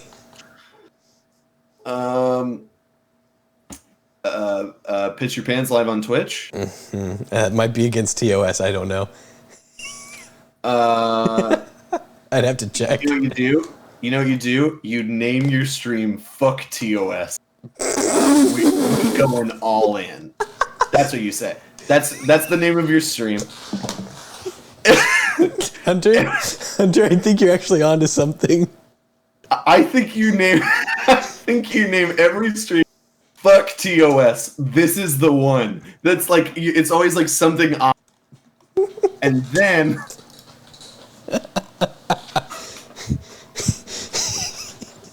"Fuck TOS." I'm doing it. And then like people will come into stream, and maybe you never actually. Twitch can't strike you down for that. I think. And I think it will probably, again, you just sort of a bit, and then There you go. I'm not brave enough to do that. Hunter, I'm gonna name Saturday's stream "Fuck TOS." I'm doing it because that's brilliant, and I think it'll go well. Michael, if you get loads of engagement, I will know no greater joy. Perfect. And all I ask is that when you're Hunter, you half of that nobody could hear it. You cut out. Oh no, my mic cut out. I was just saying, all I ask is that I get like a raid when you're like big and have made it, because everybody's, when is he actually gonna do it? Oh, and you have to keep the bit going. Yes. At the end of every stream, you're like, I'm sorry guys, we didn't have time for it today, but I promise, next stream. Fuck TOS. We're doing it. Next stream, fuck Twitch, fuck TOS. It's happening next stream, and nobody knows what it is. But you have to get a couple friends in there. Like, those that you do have are always like, dude, cannot wait. I'm so stoked. This is going to be nuts. Like, they're just playing it up all the time. Nobody clip this. I don't want this anywhere on the internet. Long con. This is our secret. All of us in chat right now. This is our secret. Yeah, Michael's gonna edit the VOD. It's Absolutely. just like it goes like technical difficulties for this section, or no, the jump, the like rough cut. Yeah. It'll be like, sense. What you should do is you should name the stream title and then go straight to the next question. Yeah, dear Andy. That's really funny. Imagine like a year from now, I'm like hobnobbing it with like actually XQC, and I'm just yeah man, it's gonna be crazy. It's gonna be so fucking crazy. And they're all just like, man. What is he planning? Just you wait. I don't give a shit. I don't care about any of it. I don't care about any of this. I'm going in. Fuck TOS. And then you have like an exit strategy baked in. Yeah. Where like you do the TOS thing when you're retiring. And then you get a week-long vacation from the ban. That's it. Yeah, anytime you want to go on vacation and people are like, I'm streaming every day. Need it baked in, like you do a TOS thing, but it's minor. And then you like get on your Discord or you get on Twitter and you're like, that wasn't even the thing. Or man. Or how Ludwig said he was going to end his subathon. How Ludwig said he was going to end his subathon. His whole plan was that at the end of his 30-day subathon, he was going to show his ass on stream so that he could get a week-long ban. See, there you go. That's it. I just wanted to show my new undies. I've got me undies, and they got that wasn't even the thing. Yeah. That's it. Cool. Oh, damn! I keep forgetting. These last few, you've like been like hitting them real hard. How do I get more people to watch me? You gotta. You remember the prank channels on YouTube that are no longer fun to watch? You have to go and like. This is actually terrible advice. Please, nobody take this seriously. This is awful advice. So you got to find the location where all of the big streamers are, right? All of their homes, like their home addresses. And you have to do IRL streams, breaking into their houses and trying to invite them onto your stream. Yeah, like in the middle of their streams. Just like, well, okay, hold on. Let's if you're worried about people really taking this, I would say maybe don't commit a crime. Maybe knock on their window. Like find streamers that have a window in their thing, and in the during their stream time, knock on their window. Yeah, and yell. Get a megaphone right up against their window. But I think you're onto something, Michael. Break into their you know what? Fuck TOS. Break into their homes. Miss Kev! Miss Kev, get out here! He's like, what the fuck? I got a really great idea. We could go. You want to be on my I just stole stream? a copy of the new Horizon Zero Dawn game from Walmart. We can play right now. Oh, yours was actually a good idea. Mine is a felony. Yours is a crime, but you know what? Fuck TOS. We love a crime, don't we, folks? Hashtag fuck TOS. Okay, this is the last question that I have in the list, and it came in the last couple of minutes. Cool. Dear Andy, I've now spent all of my money and efforts on NFTs, and I can't afford to pay rent. How do I get more money? Whew.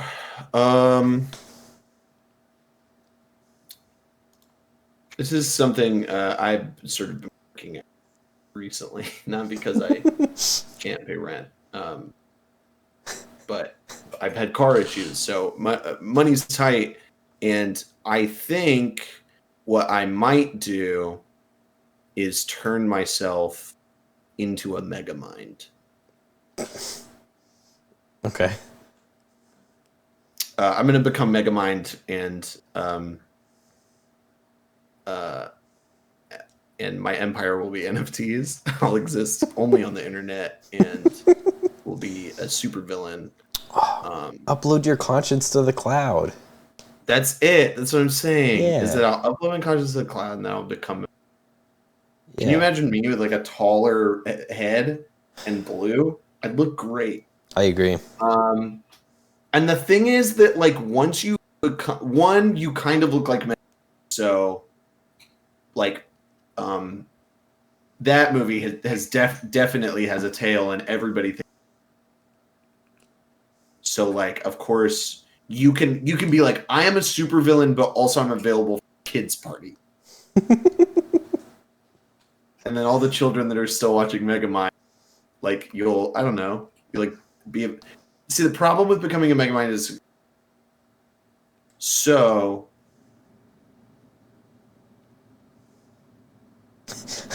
I just realized that I think I stole this answer from somewhere on accident. I think it was cooking in my brain from another. I think that's a bit from another show. Oh no. I've stolen. Wait, steal content, just like I did. Steal That's content. it. Steal content. I just stole content on accident. I cannot stress that enough. But maybe if you do it on purpose, then you can use other people's content for your money. Just like I did right now. So almost similar to my NFT advice originally, but now a little more meta.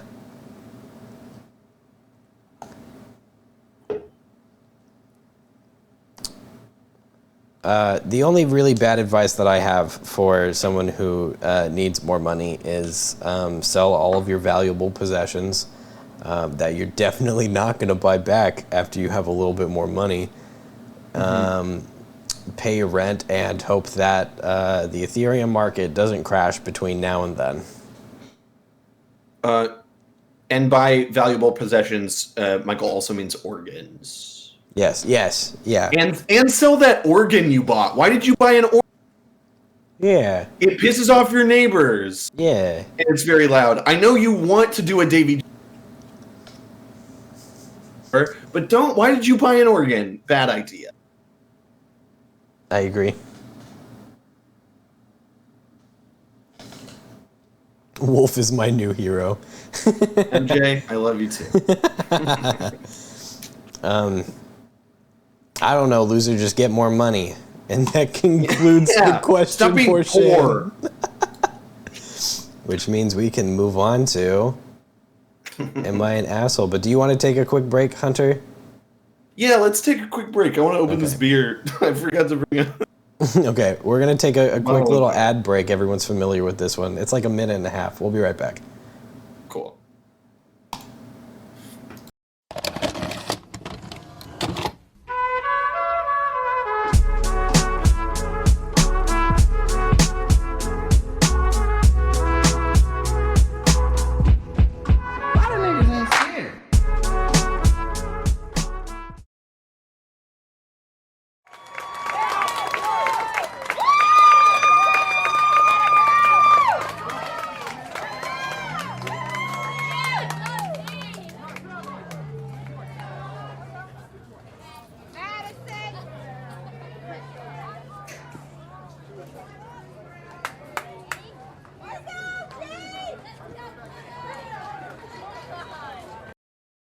You want me to describe it to you? Well, alright. First, they start out with the most flavorful USDA choice ground beef. Then, they top it with the highest quality cheddar cheese. Next, they toast a decadent Hawaiian bun, loading it with crunchy lettuce and pickles. Lastly, they spread the condiments on so perfectly, and that is how they make the And Alive Discord. Can we go get one now? The And Alive Discord. You can't stop at just one.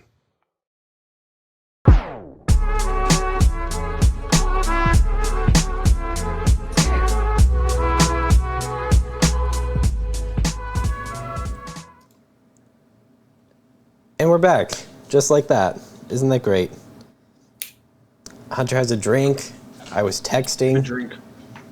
That ad reminded me I have until Thursday of next week to make new ads for Spelling Bee 2 because the ads are outdated now. Oh man, Spelling Bee 2 is going to be... Spelling Bee 2 is going to be great. I'm starting to try to book people for Spelling Bee 3, so if anybody here has any suggestions for streamers that they like to watch, that they would love to watch interact with me and Hunter, because Hunter will probably be there again, I'm sure, if he wants to. I'm the new... yeah. Yeah, Sure. we switched spots for Am I the Asshole?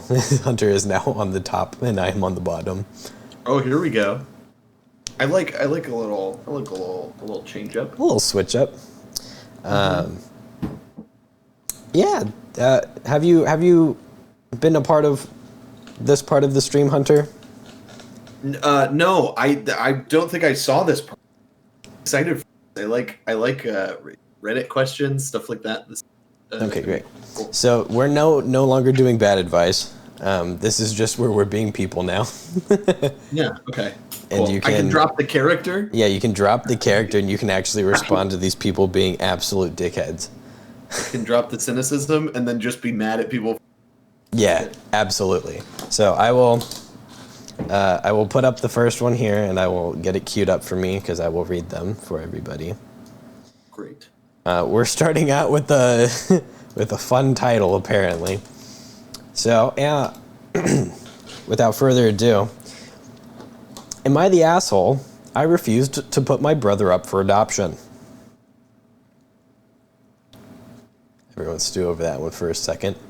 I, 28 male, and my wife, 28 female, have been married for 2 years. My wife is 4 months pregnant. My parents died in a car crash about a month ago, and my brother, 14, has nobody to turn to except me, and we have no other living relatives.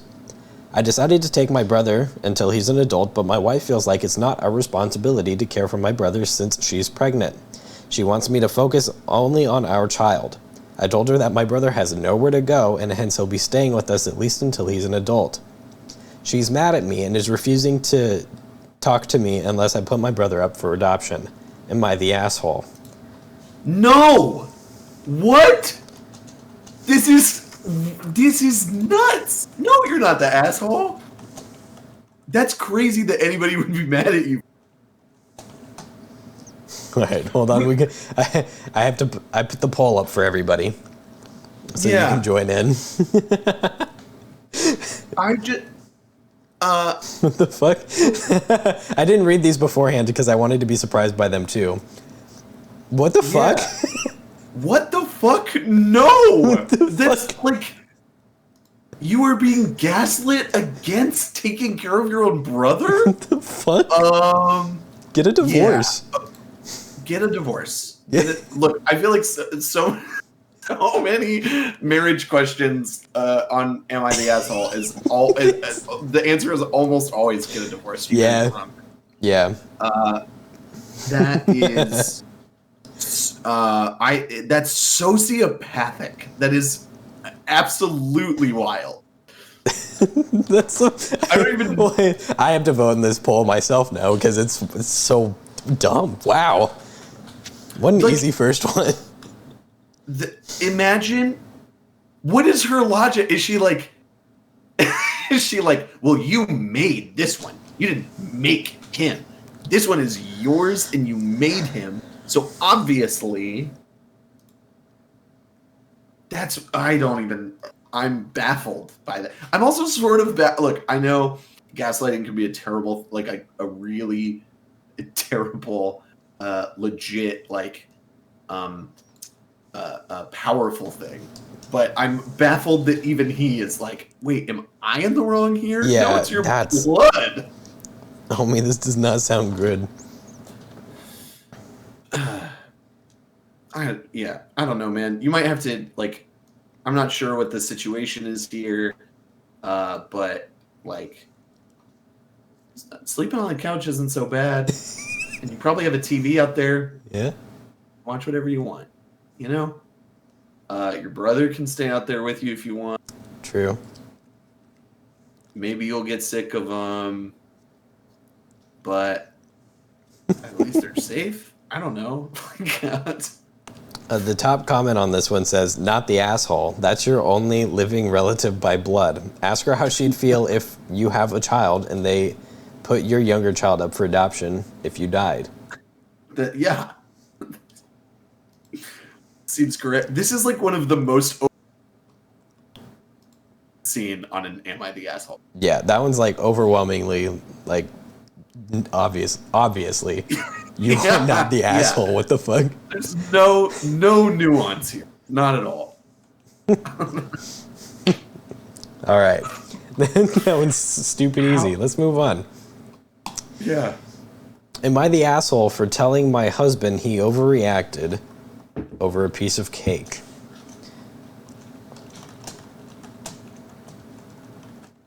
Okay. All right, hold on. I'm putting the poll up beforehand so that we have time. Yeah, that's works for me. It says, "Hi. So my husband, 32 male, and I, 24 female, are expecting our first baby together. I'm 7 months pregnant. My in-laws are lovely people. My mother-in-law had some not so major fight with her husband and has been staying with us for a few days. Her birthday was yesterday, and because of her emotional and mental state, my husband decided to throw her a surprise party and invite his siblings. He got everything ready, and I was home alone when the cake arrived from the bakery. To give info, the cake was big and had my mother-in-law's favorite flavor, strawberry." Not a really good cake flavor, by the way. "I asked my husband for some snack I was really craving badly, but he didn't get them. To be honest, I got a bit tempered whenever I looked at the cake and decided to cut a small piece of it. Oh, tempted, not tempered. Tempted. I didn't think it was a big deal till my husband saw it and flipped out, asking why I ruined the cake and cut a piece of it. I said I was sorry, but I was craving something sweet. And he said that was supposed to be his mother's birthday cake, and I embarrassed him by taking a piece of it instead of waiting till the party in just a few hours. I said he should have, Jesus. People on Reddit, by the way, they don't know how to type like paragraphs and structure things properly. So most of these are just like big, massive text, just in a big block. I said he should have been the one to handle it if he didn't think I was up to the task, but he went off saying that he couldn't believe how childish I was with zero impulse control to be blaming him instead of checking myself and not being supportive. This made me upset because there were a ton of other things that he asked me to do, and I did it. He kept arguing, saying that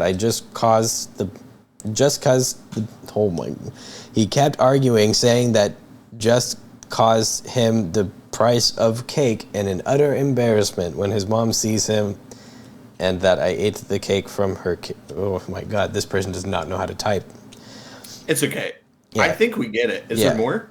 Yeah, there's a little bit more. I looked at him and told him he overreacted over a piece of cake and asked if a piece of cake was more important than his son, and that I was sure to tell his mom that she will understand that I took a piece of cake in advance because I really couldn't help myself, and he said this wasn't about me and I just have to admit I messed up and ruined his work and then went upstairs.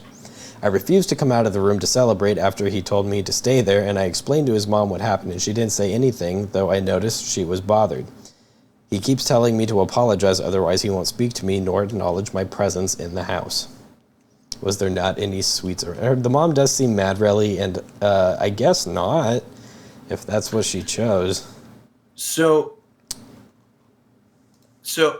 I'm guessing she didn't apologize. She was also sort of Hey, I'm assuming that what happened is that instead of apologizing, she went to Reddit. instead of apologizing, she what? She went to Reddit. Yeah. So I think the thing that makes you because like a lot of what she's saying is correct. That if most of the time there's nuance here in that you fucked up by taking the cake. Mm-hmm. Also, I'm a big fan of communication, so I think he simply went to his mom and said, I'm sorry, open with I'm sorry, let me explain myself. This is what happened. It was, I don't know, kind of overwhelming. It was really dumb of me. Just sort of own it. And then,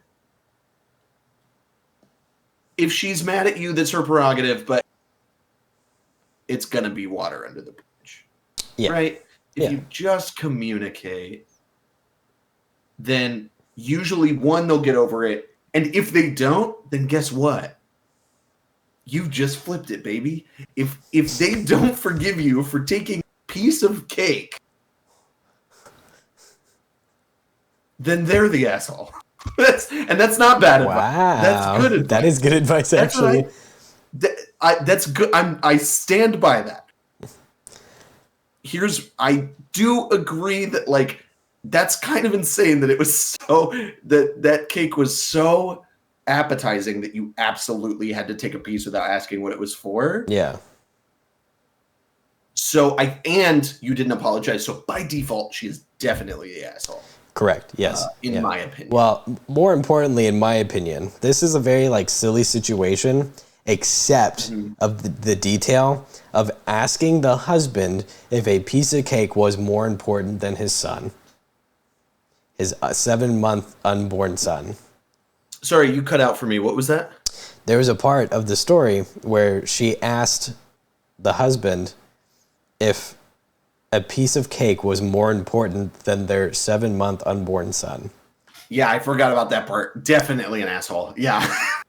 Yeah. You like really threw that in his face. Yeah.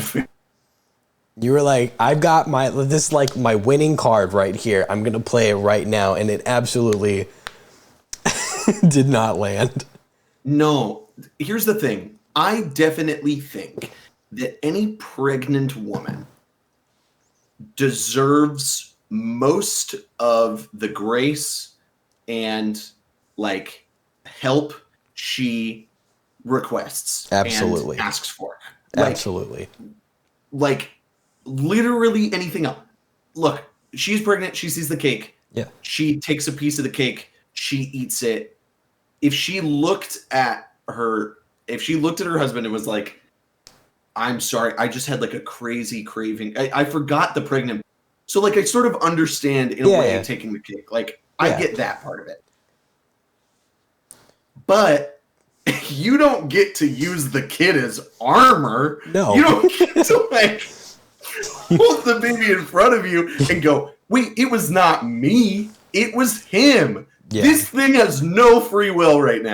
It eats everything you tell it to, and it goes anywhere you tell it to. Yeah. So, no, that's pretty wild. That's a good point, Michael. Yeah, the only thing making you an asshole is you standing by the decision to eat the cake.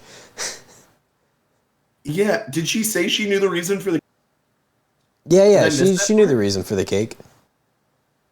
Oh my god, I must have missed that part too. Yeah. I mean, yeah. Come on.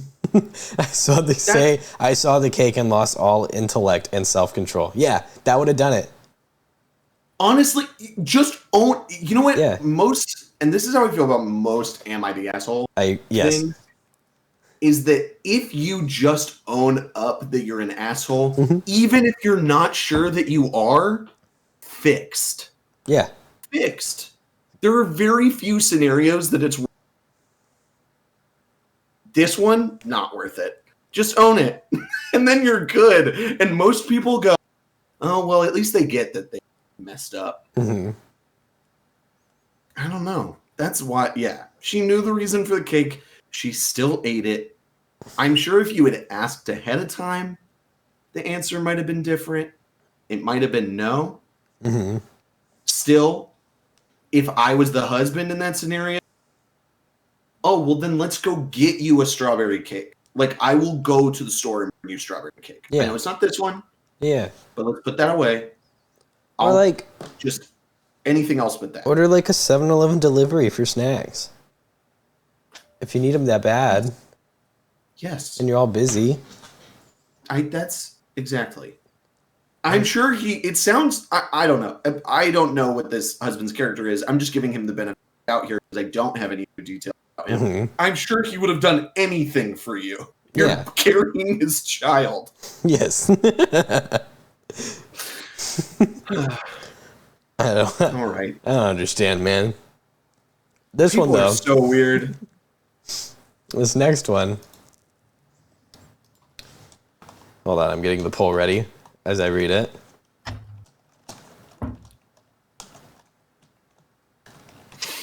Okay. Am I the asshole for my petty response to my boyfriend's purposeful incompetence about chores? My boyfriend has started pretending to be bad at basic life shit like dishes and laundry, like he can't do it, so I do it. I felt pretty frustrated with that, and I told him straight up that I didn't know he forgot how to clean since he moved in with me. He's always been very competent living alone, and I didn't appreciate him forgetting how to do chores.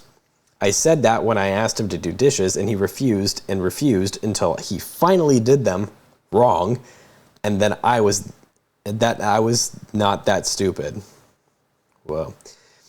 He said that he was trying his best, and I was wrong for saying that he was trying to manipulate me. And that, from his perspective, I asked him to do something, and he did it the best that he could, and I kept at him because it wasn't my impossibly high standards, and he couldn't win. And he wanted me to believe him and says that he's trying. Anyways, this might be petty, but I decided to give believing him a try. So, he had bleach stained my favorite little black dress. Instead of getting mad, next time he had a family event, I put it on. He asked me if I was really going to wear that, and that it looked messy. I said that I loved the dress and understood accidents happen and wasn't mad or upset that I had bleach spots, actually, and thought it looked kind of cool. He said he really thought it looked bad, and I said if he wants, he can Sharpie the white spots real quick in the Uber. It ended up looking even worse. Another time we were having dinner and he had done the dishes, but put some of the cups and bowls in the dishwasher upside down so they filled with dirty dishwater. I took those cups and bowls, dumped them out, put them in the sink, and didn't wash them further. I served him his food in them. And he said it was dirty, and I was like, well, they just came out of the dishwasher. It's just water, it's fine. He said no, that it was disgusting, and that it was really and I said no, it's no biggie. I was getting over my impossibly high cleanliness standards, and I didn't think it was that gross. The last time I had cooked for a work party of his. After cooking, the dishes needed to cool for about 30 minutes and then be refrigerated. I had plans with friends that night and asked him to put the dish away after it cooled, but he forgot. The next morning, he noticed the dish was never refrigerated. I said it was fine, it was just a mistake, and it would probably be fine to eat. There wasn't a lot of meat in it. He got frustrated and said, you can't serve meat left out overnight, even if it's only a little. And I said, oh, I think it should be okay. Stuff happens. He stopped being so lazy about chores after he realized I seemed totally fine with leaving stuff done badly and that he'll be living with it. But I feel a little petty for having been dishonest about it, and I actually hate how my bleached dress looked and my stomach turns at dirty dish soup and unrefrigerated meat. Am I the asshole for being petty? I don't know. It's hard for me to gauge the crap about how I'm going to answer this, but I'm going to answer it honestly. Go ahead. I fucking love this person. I love what they've done. This is incredible commitment. Your resilience and creativity is astounding. You are not the asshole. The boyfriend, right? It was a boyfriend? Yes, boyfriend. The boyfriend is the asshole. This is a thing that I know. Okay, so like that boyfriend is like the guy that I'm afraid I am, in that like I forget to do some chores. I'm not lazy. I forget to do basic shit that like keeps me alive. Hunter, I have to All do the time. laundry. It's been like a week. I have to do laundry. Right. I forget to do it, but if I'm gonna do it, I have to make sure that I'm correct, right? And here's where the kicker is here. She is vindicated. He knew how to do it the whole time. He started doing it right. It worked. Like you are not the asshole. Yeah. Not at all. He did it. He finally was like, I don't know. And it's even worse when he does the thing. This is similar. It's like the flip side of the last thing. Where like it's even worse that he was doing the whole like, I'm doing my best speech. Yeah. Which is a valid thing in relationships, that sometimes stuff is not enough for people. And that's not communicated. And that somebody gets mad at the other person because they haven't been communicating. And you have to say, I am doing my best. I didn't know that my best isn't good. That's a real honest, for anybody that's been in long-term relationships, you will know that is a thing. For him to use that against you is one of the most asshole things of all time. He literally wants you to do it. Fuck that guy. You are not the asshole. He is. Yeah. I'm going to say, my controversial opinion, she's not entirely the asshole. I think, actually, no, she's not the asshole. I would have just gone about it a different way. Instead of just being like, oh, okay, well, I guess if you're fine with it, I'm fine with it. I would have gone, oh, no, you don't know how to do this right? Here, come here. I'll come with you, and we'll do it together. And we'll do it the slow and painful way. And learn each step. Like, this is a sponge. There's two sides of the sponge to use. This side's for the soft inner parts and things that you don't want to get scratched up, and the other side's a little bit rougher so that you can like get the really hard bits off if there's something really on there. And then there's a difference between using hot water and cold water when you're rinsing off a dish. You only need a little bit of dish soap, but you have to make sure you really rinse off all the dishes before they go into the dishwasher. And here's how you load the dishwasher. You put plates and bowls and stuff like that on the bottom. You put plastics on the top because the bottom's too hot. And just step by step, every single thing. And make it painfully obvious. This might be... You're cutting out for me a little... It's okay. You're cutting out a little bit for me, too. Okay, cool. It might be internet stuff. It's fine. Yeah, I don't know. Here, let me do this, actually. Close all this stuff out, and that might help. What I think this is where we might diverge people, because the condescension would infuriate me more than anything. Like that slow sort of like, I'm going to talk to you like you're a child. Yes. And this is how we're going to get through this. Like that would send me the opposite way, personally. Okay.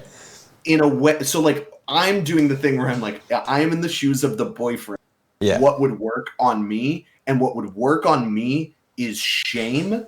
It's like you serving me dirty dish soup and me going like, okay, so you picked the one bowl that I didn't wash right. And then you pull the rest of the bowls out and you're like, none of them are washed right. Yeah. That to me would go like, fuck. Like she's on to me. Yeah. Right. Like that.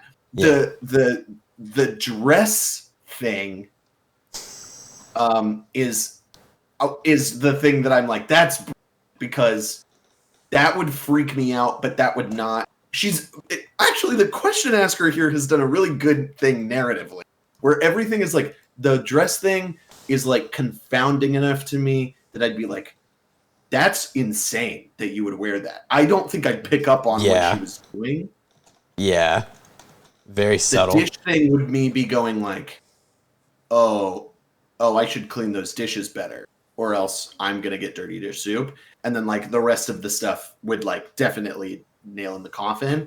But like, yeah, I think that might just be where we like what gets on my nerves is when to me like don't know what's going on. Mm-hmm. And when people talk to me that way, I don't want to vindicate them. I rebel against. Like, I really don't know how to do this. Yeah. Yeah. Oh, I guess you can just sit here and help me with it every time. Like that's okay. exactly. I see. To be clear, the way that I go about it, I was a bit harsh about the way I explained it. How I would actually go about it would be like, oh, well, if you don't know, let me unveil my entire knowledge onto you about how to do this thing. Not like in a unless it was very, very obvious to me that they were being a dick about it, then I would be a dick about it. But if they were like, I don't know, I'm just trying my best, I'd be like, you know what, you might be. So let's make your best a little bit better. You're giving them the benefit of the doubt. Yeah. Yeah. While also kind of being a dick about it. Yeah, sure. Yeah. You're where it sort of makes them unsure. Yes. You're unsure about, look, maybe you're trying your best. I don't think that's the case, but I'll play it like you are. Yeah. So let's talk about how to do it. Yeah. Yeah. That makes sense. I actually do stuff like that with people every day. I have clients that like to be like, we just don't know how to budget right, and we just don't have money. And I go, you know what? We'll go through this, and then we go through like all of their stuff that they spend in a month, and it's always the same shit. It's like they stayed within budget on everything, except they bought like 5 times the amount of food they need. Mm-hmm. And then they're like, oh, we just didn't know we spend that much money on food. I'm like, yeah, I bet you didn't. I bet you didn't think every time that you went out, you're like, I'm really spending a lot of money on food. Yeah. Kenny's here. Kenny, welcome. Kenny's here. Thanks for the bonk, Kenny. Yes. He's lurking Continue around. to lurk. We'll be shouting about things. This has been the most controversial one so far. But I know. Yeah, we actually we didn't really disagree. We just disagreed about methodology. Yeah. We're still all in the same mindset that he did need to be put in his place. Yeah, boyfriend is asshole. We just have different ways of getting to it. This one has a fun title, and the thread is also very interesting from the skimming that I did. Am I the asshole for yelling at my mom about replacing me with her new kid? Oh, I'm also a stepchild, so let's dig in. I am as well. So let's find out. I know this sounds bad, but hear me out. Oh, God. So I, 27 male, and my mom, 45 female, have never had a good relationship. My dad, 52, worked a lot of hours, so it was always just me and my mom. All she ever did was nag me constantly, and it was always about that shit. What shit? She never listened to what I wanted. For example, she packed these really elaborate lunch boxes, and when she found out I was giving it to my friends, she got really upset even though I told her that I wanted normal foods. To make it worse, she guilt-tripped me into packing my friend his own lunch and drop it off every morning when she drives me to school. It was a passive-aggressive stunt. Long story short, my dad and his coworker clicked things happened, and my mom freaked out, and they got divorced. I was 16 and wanted to live with my dad and my stepmom, who was way more chill. She let me live and didn't nag me about homework and stuff, and my mom tried to get custody, but the judge let me decide. My dad and stepmom didn't make me contact her. A few years later, I changed my number for insurance stuff, moved out of state, and we lost contact. She was literally already married and had a kid, but she didn't tell me. It was 11 years of no contact, like people said, it wasn't 11 years of no contact, like people said, just a couple of years out of touch. So she basically lied to me. Recently, my grandparents had their anniversary, and they somehow invited my mom, even though she's an ex. I didn't think she'd show up. She came with her husband and a 5-year-old kid, my half-brother. My mom had married someone without telling me and had a kid. I was so upset that she hadn't even told me. I yelled at her. I was really hurt that she had replaced me with this perfect, well-behaved kid, quote unquote. She was going to pretend I didn't exist so her perfect life could continue. She threw a tantrum and left with her new family. My grandparents asked me to leave, but my dad and stepmom had my back. They said it was ridiculous that she hadn't told any of us that she had gotten remarried and had a kid. My grandparents said that they knew they were invited to her wedding, and now my dad is mad at his parents, and I'm mad at my mom, and my life has turned to shit. So Reddit, am I the asshole? And there's an edit real quick before we get to it. Edit. I don't care that she remarried and had a kid. I care that she hid it from everyone. That was it. That's the all caps edit. Wow. Okay. This one's a lot. This one's a lot. I don't think he's the asshole. This is weird. This is weird that you would not know that your mom had another kid. That your mother, that your biological mother did not have a kid. And in a way, I will not say how I relate to this, but in a way I sort of relate to this because stuff has happened in my family that I did not know at all. I didn't even know it was happening. Didn't get a text, didn't get a call. And it made me feel bad. It made me feel bad. And then when I needed help, I still went to that family member and they helped me, thank you, but it made me feel bad because I now feel alienated from the family. I'm getting too real. I'm just saying that I now feel alienated from the family in a way where I feel I'm not comfortable even coming to you about it. So no, it is hard for me to sort of police people's emotions, especially when it comes to highly personal shit. So my vote is no, they are not the asshole on a baseline. Yeah.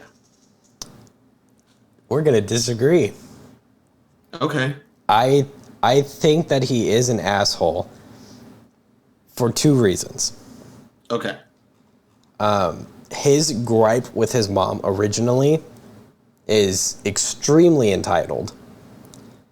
It's Sure. My mom loved me and packed me really nice lunches and told me to be kind to people and take care of myself and my friends and stuff. And it was passive aggressive and mean. And then he's upset that his mom had not reached out to him, even though it sounds like they're kind of in a mutual not talking area. You know? Yeah. Granted, Yeah. I will agree, it is his mother, and she is an adult, and she should know better. Sure. Yeah. I mean, I think, okay, I'll tell this story because I don't think any of my family's yet. Okay. Okay. Growing up, I had a stepfather, was not the nicest to me, to the point that one time he went on a very cool city. He was out of town for a little while, came back. All of his kids, and I think even my fully biological brothers got cool New York City souvenirs, and he bought me a deluxe edition of the High School Musical soundtrack, which I was into High School Musical, but that's what I got. Me, the oldest son.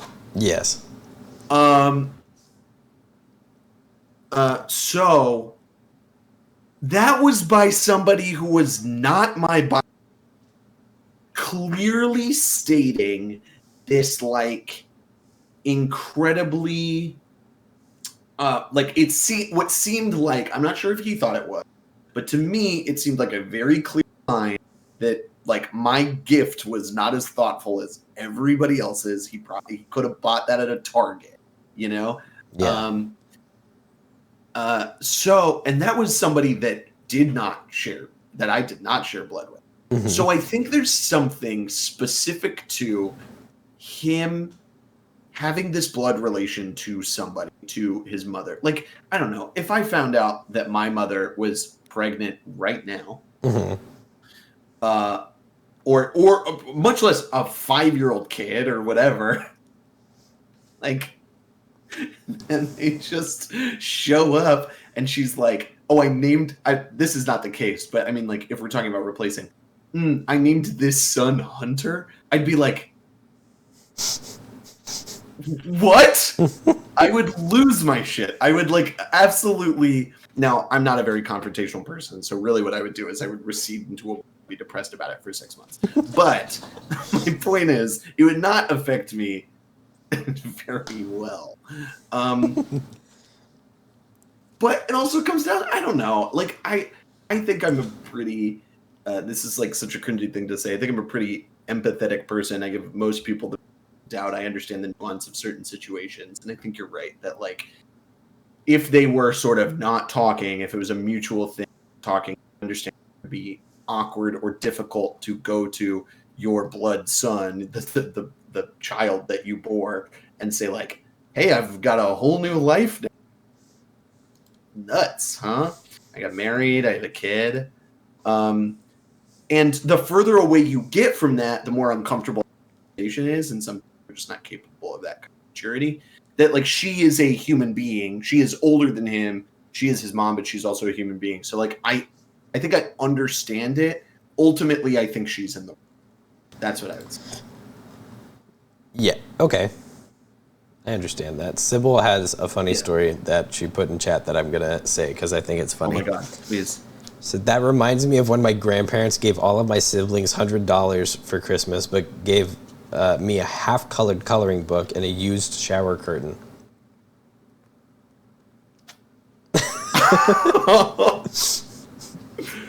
No. MJ said, what is that little old thing anyway?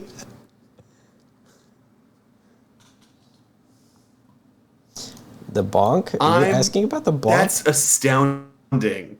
I'm so sorry, Sybil. Hunter is floored. Yeah, you were frozen for me a little bit, but like, wow. There we go. Crazy. Oh, you're frozen on stream. Hold on a second. That's okay. I'm back, I think. Maybe. Yeah, you're back. Who knows? I'm around. It was the year I moved out. Yes, I remember you telling me this story. Everybody in the comments, every single person in the comments is saying that he's the asshole. And like paragraphs that I don't even want to begin to read. Yeah. Let me see if I can find a short one. You're the asshole. You stopped contacting your mother because she cared enough to pack your lunches and make you do your homework. Now you're upset because she has a new baby. You're 27 and haven't contacted her in 11 years. Yeah, okay. I think that sums up pretty much everybody else's problem as well. It was the most polarizing poll that we've had in chat so far, though. It was 50-50. Wow. Yeah, see, I think, I do understand that take, too. Again, I think there's so much nuance here. There is. Yes, you could have talked to I her. feel like there's not a lot of information we got either. No, we didn't really. Like, I don't know. But, yeah, I don't know. I don't know. I think I understand why I think I completely understand is probably what I'm getting at. And if I were in that situation, I'm not certain that I would react much differently, at least emotionally. I agree. I have weird things with like my family as well that pertain to similar situations. This is a weird question for us as two people. Yes. Family histories, yeah. Yeah. So it's one of those things like you can only. Actually, okay. I had a similar situation happen yesterday when I was Kels is in town. One of my many siblings, and I have not seen or talked to them in like 2 years. And I showed up and said like one off kilter thing, like throwing shade at somebody, and immediately I got hit with you should talk to them about that. Like that should be something that you work on, and you shouldn't be hiding about it. And I was like, whoa. And then it hit my brain, and I was like, even though you don't know the nuance of the situation, you're absolutely right that I do need to remember to check myself. Mm-hmm. And so I think that ultimately my answer to this question is you need to check yourself because you're the only person that you can control. Yeah, sure. That makes sense to me. Like, is it reasonable for you to get upset that somebody that you have not contacted does not contact you? Is it my fault if Hunter does not talk to me for a year if I don't text him? Yes. Yeah. What? Okay. Well, you're kind of. I think I'm now in a situation. Both sides of this, because this is an issue I have with people too. Like an issue I have with people in my own life, where like people will not text me and then they'll get mad that I did. Okay. This happens a lot. I'm a bad texter. I am not very good at keeping up with people. If you show up in my brain, like me not texting you is not indicative. And Michael, you could probably speak to this. Yeah. Like me not texting you is not at all indicative of the fact that I do or do not love you. Correct. Like that has nothing to do. That is correct. Nothing to do with they love. So I think it's hard sometimes for people to grasp that. And I'm one of those people. Like, I am just like, if you need validation about how much I love you, I will be honest with you. So, yeah, I mean, on that level, I completely.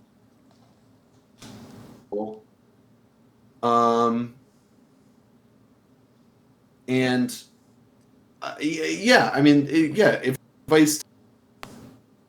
I don't know, try to look on both sides of things like this. Like, try to, before you like fly off the handle. I think, because sometimes, look, I'm not an angry person, so I can't speak to this, but I understand sometimes people need to be yelled at. I've certainly needed to be yelled at a few times in my life, and have been. But like, try before you sort of, don't be reactionary. And if people need to be, if people need to be yelled at, yell at them. Like, in this situation, he did not need to. Right? That was the situation. He yelled at her. Yeah. It was like, why the fuck haven't you tell me about all of this? You replacing me, blah, blah, blah. I think I get it. Like, that's, yeah. Well, 100%. I definitely see both sides. Like, who was I being mean to? I was being mean to my father. It's a regular occurrence. I'll tell him to his face. It's okay. Families. You ready for this next one, Hunter? This was a heavier one. Hopefully this one's not as bad. Let me get this ready. I like the I love it. I love the knife emote. Mm-hmm. How'd that get approved? I'm not gonna. That's my friend's emote. It's not mine. Okay. Am I the asshole for letting my child climb on a rock?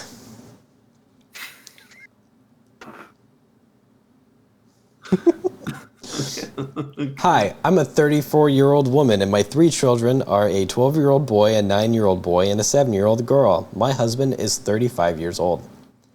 A couple weeks ago, we went on a trip to visit some historical sites in several counties in Europe, basically like a road trip. My husband had a terrible headache on the 4th day of the trip, so he stayed at a hotel while our children and I went to a dolmen. When we got there, my children were a bit bored, so I let them run around and play a bit. There weren't a lot of people, so they were not bothering anyone. And then my 9-year-old climbed up on one of the boulders of the dolmen. He looked so proud of himself when he managed to climb up, so I wanted to take a photo of him. But then a girl, around 19 I'd say, walked up to me and sarcastically asked, "Do you let your kids climb on their grandparents' graves like that too?" Needless to say, I got a bit angry and told her to mind her own business, and I said that a 5,000-year-old dead guy won't mind if a child climbs on a rock. Her face looked like I just killed a puppy in front of her and walked away. When we got back to the hotel, I told my husband about it, and he said that it's a bit tasteless to let someone climb on what's essentially a gravestone. I got mad because he wouldn't support me and undermined me in front of the children like that. I went to the bathroom where I called my sister to tell her what happened. She said that the girl shouldn't have approached me like that, but I was also wrong for the way I responded to her. I told her that the girl was out of line talking to someone that's older than her like that, and I hung up. It's been a couple of weeks now, and it just hasn't been sitting right with me. I think that maybe I'm the asshole, and I guess that I could see why someone would see a dolmen as a grave. So, am I the asshole for letting my child climb on a rock? Okay, so I'm going to preface this by saying I have two rules in life, and my chat, anybody that spends any time in my stream probably this. It's on my about page. Like, I have two rules, and that's read the room and don't be an asshole, right? And we're doing Am I an Asshole? But I mean, like It's true. It's on there. Read the room. Don't be an asshole. Read the room is my number one rule about everything. If you look at something and you go, maybe this is a little weird, like, don't even think about if it's weird think about if it's weird for other people. Think about if it's weird in theory. Mm-hmm. My best advice for anybody, anytime, is if you think that you could even possibly be in trouble or perceived in a way that is like especially ill for something, you really need to run that through the machine a couple more times. You really got to run that through the tumble. The reason I preface this with this is that you are definitely the asshole, because if that thing is a grave, even if the dude's 5,000 years or whatever it is, like however old he is, in theory, you look at the rock. She looked at the rock and she said, "That," right? But the rock is also a grave, and so if she took that one little extra step into, okay, eliminate rock. Gravestones are also rocks. Would it be weird for her to climb? Would it be weird for them to climb on a? The answer is always going to be yes. I hope the answer would always be yes. And so I love MJ's response. Even if it wasn't a grave, it was a European rock. Yeah. We know how. We know particular. Look, I was a kid that was a climber. I loved to climb trees. I loved to like rock hop, stuff like that. I loved that shit. My parents let me do it, and I didn't ever really fall hard enough for it to be an issue. I know that's not the case for everybody, but like, I don't know. In my opinion, let them. My brother once climbed on a water fountain, like at a water park. There was like a round water fountain, and he was like trying to like lift himself on top of it, and he fell and hit his chin and like busted his chin open, and he never climbed on one of those things again. You learn those like I'm not even a hard ass, like you learn those lessons. You do. Like that's what life is about. And there was a time that I almost fell off a tree. But in this situation, so I don't think she's letting the child climb on a rock. I think she's an asshole for letting them climb on what's clearly a grave, and then like giving people attitude when they mentioned it. Like, like you said last question, Michael, check yourself. Yes. And go like, yeah, you know what? Somebody noticed that it's a grave and I'm letting a child climb. Maybe I should get them off it. They can go play anywhere. Yeah. Big Karen energy on this one. Massive Karen energy on this one. MJ said, I have a shit ton of kids. None of them are allowed to climb shit unless they sneak off and I can pretend I don't know. Very good. That's fair, MJ. Very good. Yeah, a dolmen is literally a grave, a massive grave. So, This one's very easy. Yeah, you're the asshole not for letting your kid climb on the rock. It's very hard to control children and their urges to do whatever they want. But you're the asshole for responding to somebody like that and then feeling self-righteous about it afterwards. Mm-hmm. I mean, clearly they ruminated on it enough because they said at the end of that question, like, I think I'm right. Yeah.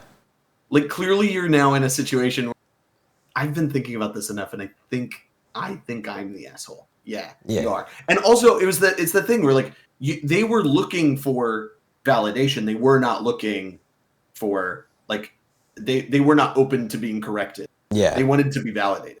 Can you believe what this person said to me? Not a. Yeah. Am I wrong? Can you believe that shit? People are wild. Just analyze the situation. Like, yeah, I don't know. I think a big problem with people all the time, probably throughout history, is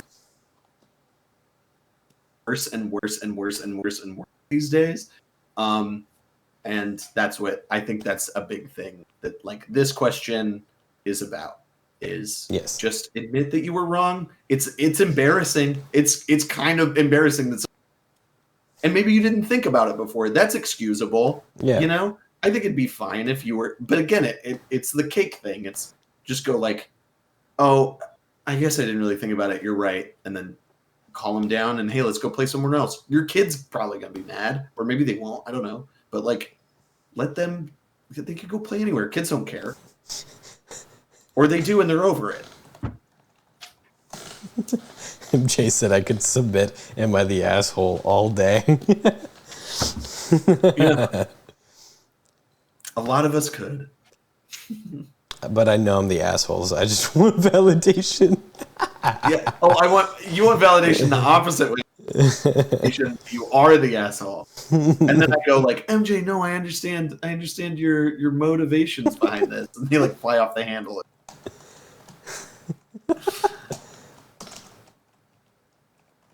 All right, this next one, we got two more, Hunter. You ready for him? I'm ready for him.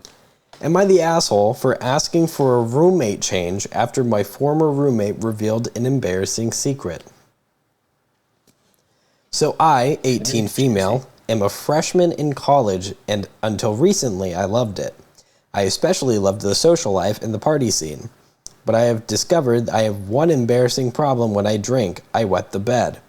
It's really humiliating for me, and it makes me super self-conscious. I looked at Hunter Snug. It's not as bad, though I black out. It's something about alcohol that ruins my bladder control as I sleep. This has happened about 5 times since I got to school. The third time it happened, my roommate discovered me trying to hide the evidence.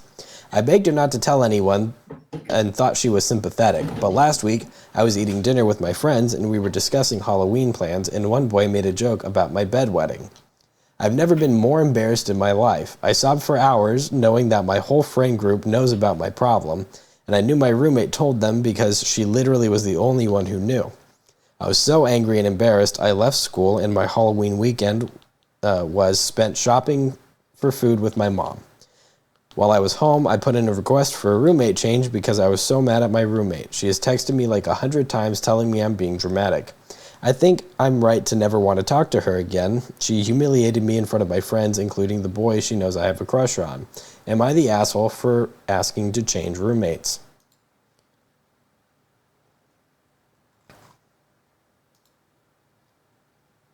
I don't think so. I don't think so at all. I think so. Here's the thing. I think so. One, we all do embarrassing shit. There's a half of this.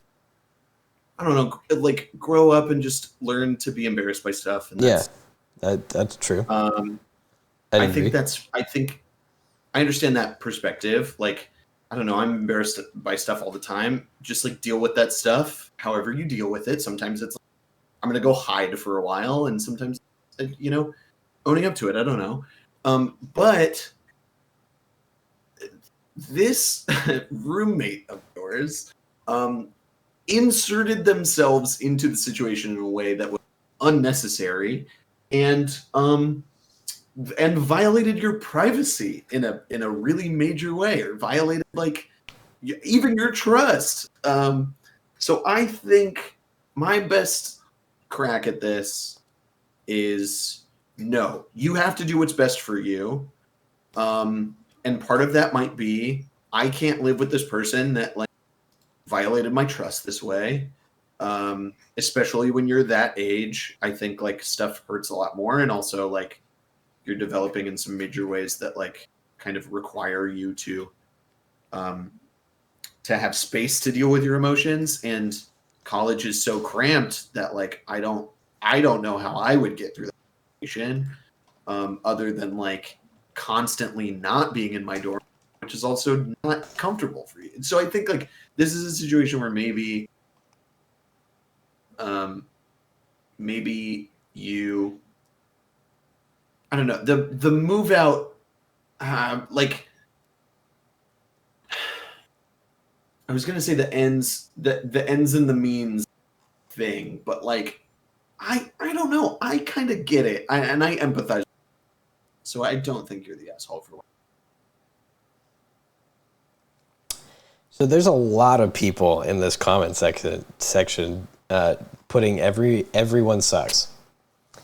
And I'm trying to find the reason that they think that she is the asshole, because I all don't I'm understand. seeing, Yeah. all I'm seeing Other them than, say, like- go ahead. Other than like inconveniencing, other than being in a position to being in a position that you're inconveniencing your, I don't understand why you'd think they're the asshole. And honestly, there are very few situations where I think telling somebody that they're being dramatic is appropriate. And it kind of sounds like the roommate is deflecting the blame a little and being like, I think they feel uncomfortable with the way that they treated the question asker. So they're sort of freaking out and like putting that on them a little bit. They feel bad and they're like, I don't know how else to deal with this, so I'm for being dramatic. That's good advice. Again, never tell anybody they're being dramatic, or that they're, yeah, that always sucks. It's never a good move. It's always the low road. Yes. I'm going to read this one and then make my judgment from it. It says, everyone sucks here. The fact that this is just you being unable to hold your liquor, knowing that, and drinking too much anyway makes you less sympathetic here. Doing things that you know will make you piss the bed in a shared space with other people is pretty gross and inconsiderate.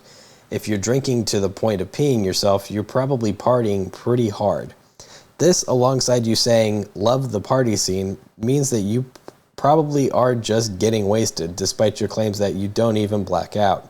Which isn't saying much, by the way. Everyone has a few too many sometimes, but regularly doing stupid stuff while getting trashed gets annoying pretty quick.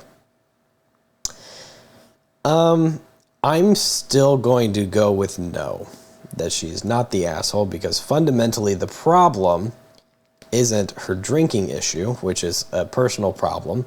The problem is she an asshole for requesting a roommate change? And asking for someone to change roommates, somebody who has had to change roommates, it's better that you just don't ever see this person ever again. Fuck them. Who cares? Change 3 roommates. Who fucking cares? Yeah. This is, I sort of fluctuate between this a lot. Like this sort of philosophy about life is that I don't like fuck you, I'm gonna get mine attitude. I think that's like incredibly lonely and frankly mean way to live. I think considering other people rules. I think being compassionate rules. Being empathetic makes you cool as hell. Like that, all of that stuff is part of life, and it is very cool. Yeah. And I don't know how any of us would make it through life without considering other people in a way that is cool and kind and viable. Yeah. Which she did not do. She did not consider her roommate. No, she did not do that. But she also, like, I mean, but it sounds like she kind of did. Like, she feels bad roommates and inconveniencing them. Yes. That she did weigh that. Okay. That she did weigh the option against that. Yeah. I'm correcting myself. I'm thinking out loud. Like, she did weigh options against that, and she knew, or she felt that, like, best case scenario, she leaves and the other person is a little upset about it. Things fine. And, like, worst case scenario, she lives next to this person. Like, when you've been hurt that way, living next to that person is nearly impossible. It would drive you crazy. Yeah. It is not worth it. You have no ties to this person. None. Right. I'm not saying that's a reason to do them wrong.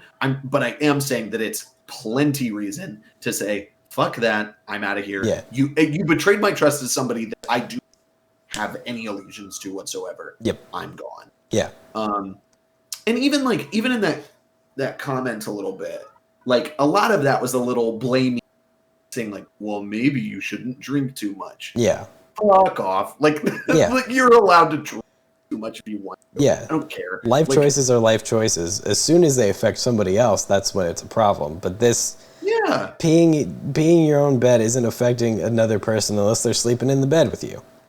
Or Yes. changing your sheets. No, she's not, like, laying next to somebody Yeah. and, like, peeing the bed when she's laying next to them. God. Peeing the bed when you're in the same room sucks. That sucks. Like, I would be like, but honestly, this is also probably a me thing. If I was their roommate, I would have a lot more compassion for than, like, Oh, yeah. it's insane to me that her roommate would, like, share that with other people. Yeah. That's, like, not a good roommate. no, Not a good roommate at all. The more I talk about it, the more absolutely not. You're not the. Yeah. But one last anecdote. Yeah. If you were to change the situation and it was a close friend instead, then I might change my mind on you being the asshole. But since it's somebody who you have known for a little amount of time and know very little of their character, I wouldn't feel bad at all asking for a roommate change. No. Even moving out, I wouldn't feel bad. Absolutely not. No. Okay. Last one, Hunter. Let's hope it's a good one. Let's go. This has been fun. This the title alone might be good. Am I the asshole for pulling my daughter out of a wedding?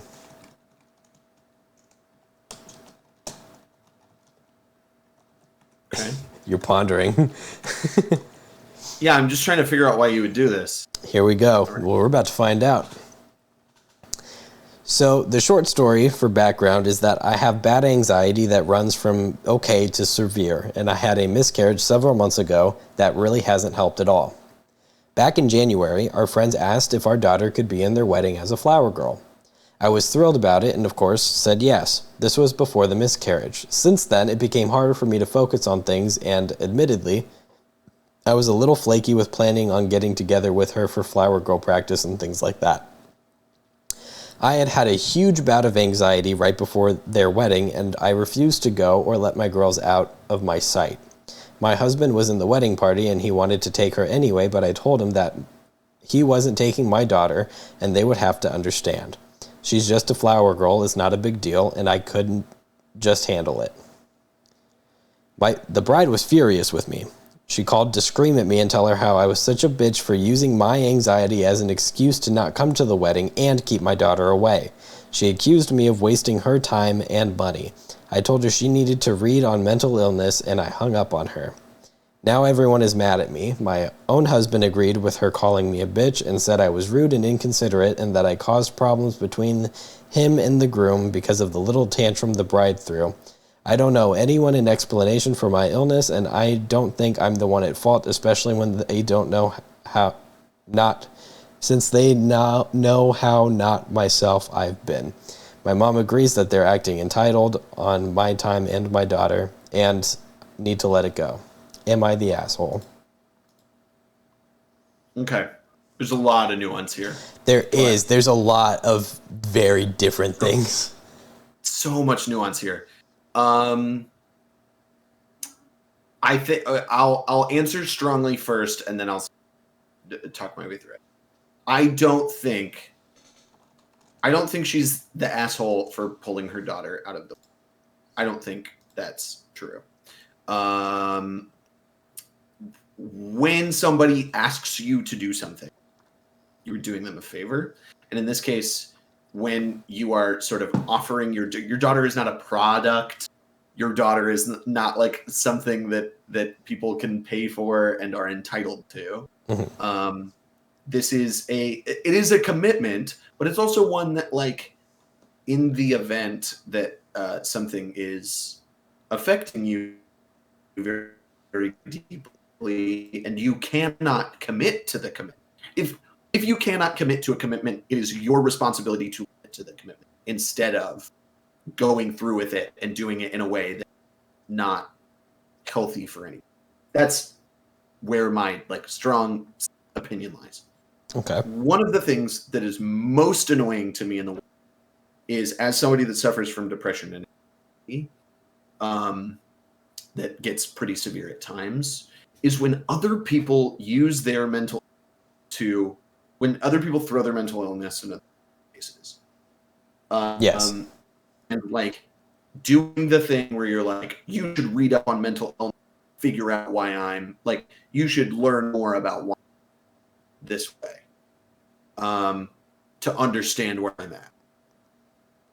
You're not the asshole for pulling your daughter out of the wedding, but I think this is another read the room situation where I think sometimes you need to accept that something that you are doing for you, that's something that if you cannot commit to the commitment, pulling yourself out of the commitment, you also have consequences, and part of those consequences is that somebody, well, let me put it this way, that some of the ramifications of that are going to be that the people putting on a wedding who are very stressed out are going to be mad.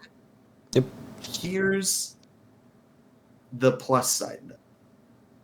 And this is advice I've taken from my friend John. Oh. Somebody being mad at you is not a consequence. Ooh. You don't pay anything for somebody being mad at you. If they are mad at you, that's on them. That's for them to carry, frankly. You can carry it too. But that's called shame, right? Mm-hmm. But somebody being mad at you takes no toll on you at all. That is a reaction and an emotion that they are having. So where you are the asshole is being reactionary to somebody being when they had every right to be reactionary to this. If you had dealt with that, in my opinion, if you had dealt with that and said, for example, like, hey, we can talk this out. Like, I think I have to pull her out of the thing for like for my sake and my family's sake, but can I help in any way else? Like, can I help you find another flower girl? Or maybe I can find a way for her to be, for like her aunt or something to pick her, or a family friend and take her to the wedding so that she can be involved and then bring her back. Like, that is not necessarily your responsibility. Or a thing that you could extend to somebody to really reduce your asshole, or to really reduce how not that this is all about reducing your asshole stock, but just a way to that would mean that you are recognizing the and then offering sort of penance for that. That is not something you have to do, I think, but it is something good to do. So I don't know. I guess I'm elaborating too much, maybe. On the grounds that, are you the asshole for pulling? I say absolutely not. But don't be reactionary to people dealing with some bullshit. never going to work out well. And also, like, people are allowed to process their emotions however they process them, as long as they are not being, I think, like, mean-spirited or ugly about it, if that makes sense. That's where I'm at. Hunter, I would say I would add to it, but I can't. I think you said it beautifully. There's absolutely nothing wrong with having to cater to yourself and your own mental needs. But there's every problem in making it other people's problems. Mm-hmm. So, yeah, you're not an asshole for doing what you need to do for yourself, but you are an asshole for not trying to provide help, or by trying to call them an asshole for reacting to you, causing them an inconvenience. Or trying to check out of the commitment entirely. Yeah. You were dealing with incredibly human shit, which is fine. Like, you can deal with shit, and you can choose to not engage with things that seem harder, impossible, or even harder for you to do because of that human shit. But also, like, you have to recognize and own up to the fact that your decision to do that will have an effect on other people. And all of this is very personal to me right now in my life. So, like, I say this as somebody that has recently been dealing with something like this, that, like, I think the best way to approach something like this is just to, like you said, offer help. And then it's sort of up to them whether they accept that help or not. I don't think they're an asshole for not I don't think they would be an asshole for not accepting you hurt them. But, like, the best thing you can do in this scenario for you is to not... You did the best thing you could do in this scenario for you, but you should also try, as you are capable, to do the best thing in this scenario, given the scenario that you presented. Hunter, we have a first-time chatter. What's up? Who is also participating and put something into Selena. the Discord. So, give me a second here. Selena's here. I know Selena. Hello, Selena. Hi, friend. Let me get this one set up so we can do one last one for you, Selena. This is great. Things are going to look real scuffed for a second, but just bear with me. That's okay. I'm going to get up and mute and use the restroom really quick while you Okay. that. Okay. Well, everyone, things are going to look scuffed for a second. Here, let's put on my secondary co-host, Amaranth, and see what she's up to. While I set up this last question. Thank you for participating, by the way.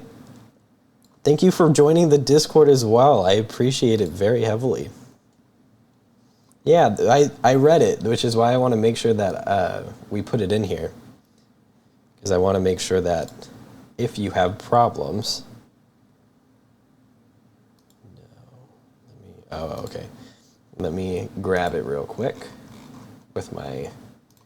because I don't have everything up like I'm supposed to. Hello, friend. I don't know you, but welcome. I am incredibly thankful that you're here, even though we're at the tail end of the stream and you can't see me at the moment, but you will right now. Hi, welcome back. She is a top female streamer on the platform. Fun fact. Amaranth is. And if you want to go check her out, you should. One of these days, this gag of her being my co-host is actually going to happen, and it's going to be very, very funny for me. Because I'm going to be like, haha, oh, isn't this funny? Is how Amaranth is my co-host, and then she's actually going to be the co-host, and it's going to be wonderful. We're all going to have a great laugh. She's really licking those ears. Okay, I think I have it, and it is so not readable, but that's okay, because this is just for show, because I can read it right here.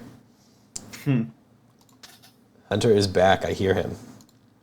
Hi. Oh, and Hunter is here, but on stream, your video is frozen, so you're just a chair, and that's really funny to me. Hold on. It looks like I'm not here. I can fix it. Incredible.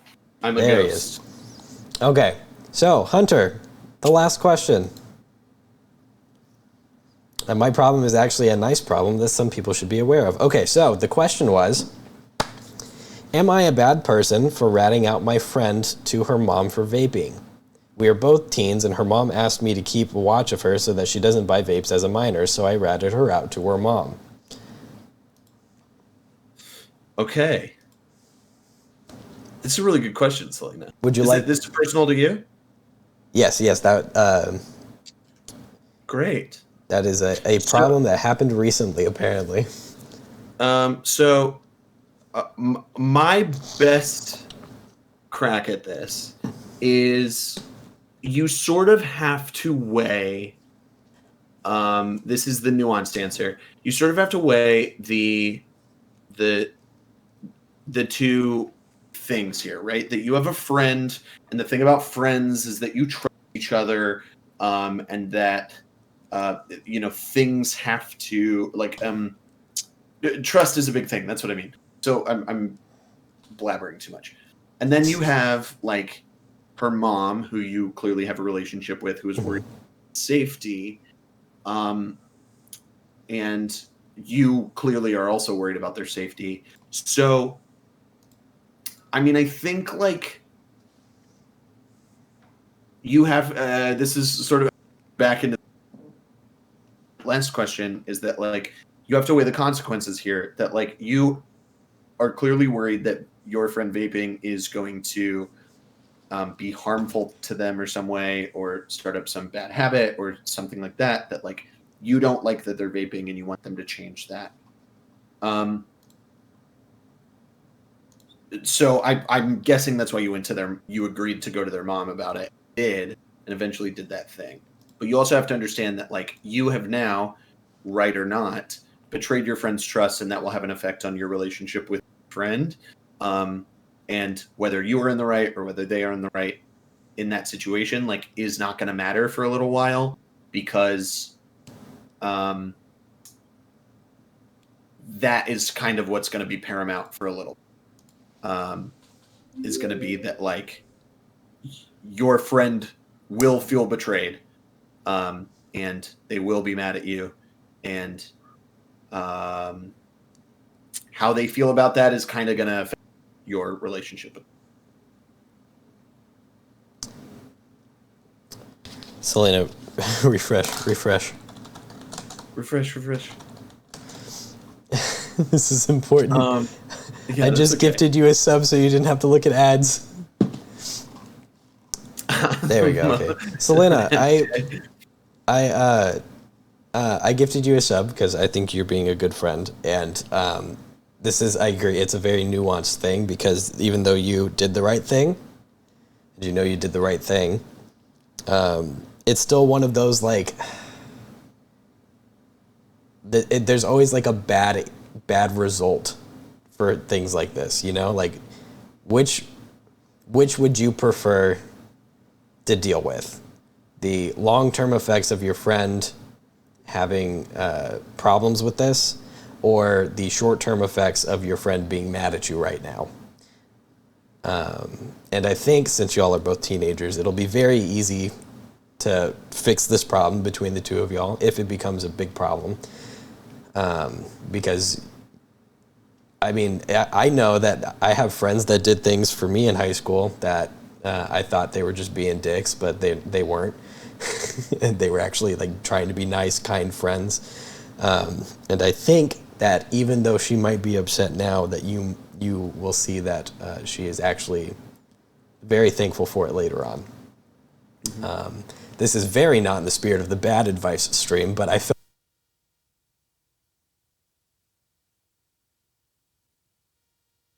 Yeah, sure. I think this certainly required a like genuine answer. And like I think part of this too, you know, like to put it in a the more microphone died. drastic. Oh, hi. Welcome we're going back. handheld. There we go. I think to put it in a more drastic scenario, you know, like if my partner was like cheating on me or having an affair, like I would feel hurt if my friends did not let me do that. you know? And even if they were friends with my partner. And I think in that situation, there's like an objective rate, which is to tell that person, because it's not good for either scenario. You will probably come to points in life, Selena, to be honest with you, that like the opposite is kind of the best thing. That like if somebody says like, hey, will you keep an eye on this person for me? And especially at a certain age, will you keep an eye on this person for me? Make sure they're not doing anything, whatever. That like the right thing will be to sort of ignore that, because that's none of their business, you know? And I would say if you all were a little older, I would say this course of action might be the wrong one. But Yeah. I think you're in a space where honestly, like, I don't know how I deal with that. You making a strong decision is really important. And you're just like, the hard truth of it is you're just going to have to deal with the consequences of what that decision was. So Yeah. Good on you. that's what I got for you. Good on you for now. Do it again, though, and you're a narc. Yeah.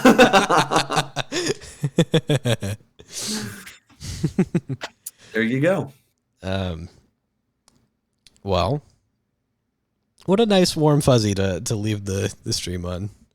Yeah, genuine. I Yeah. like being genuine. Wow. This is not how the other ones have ended. Well, when you get Hunter, It's true. who I would venture to say, Michael, is probably one of the more sentimental bastards in your life. This is what you get. Don't out me.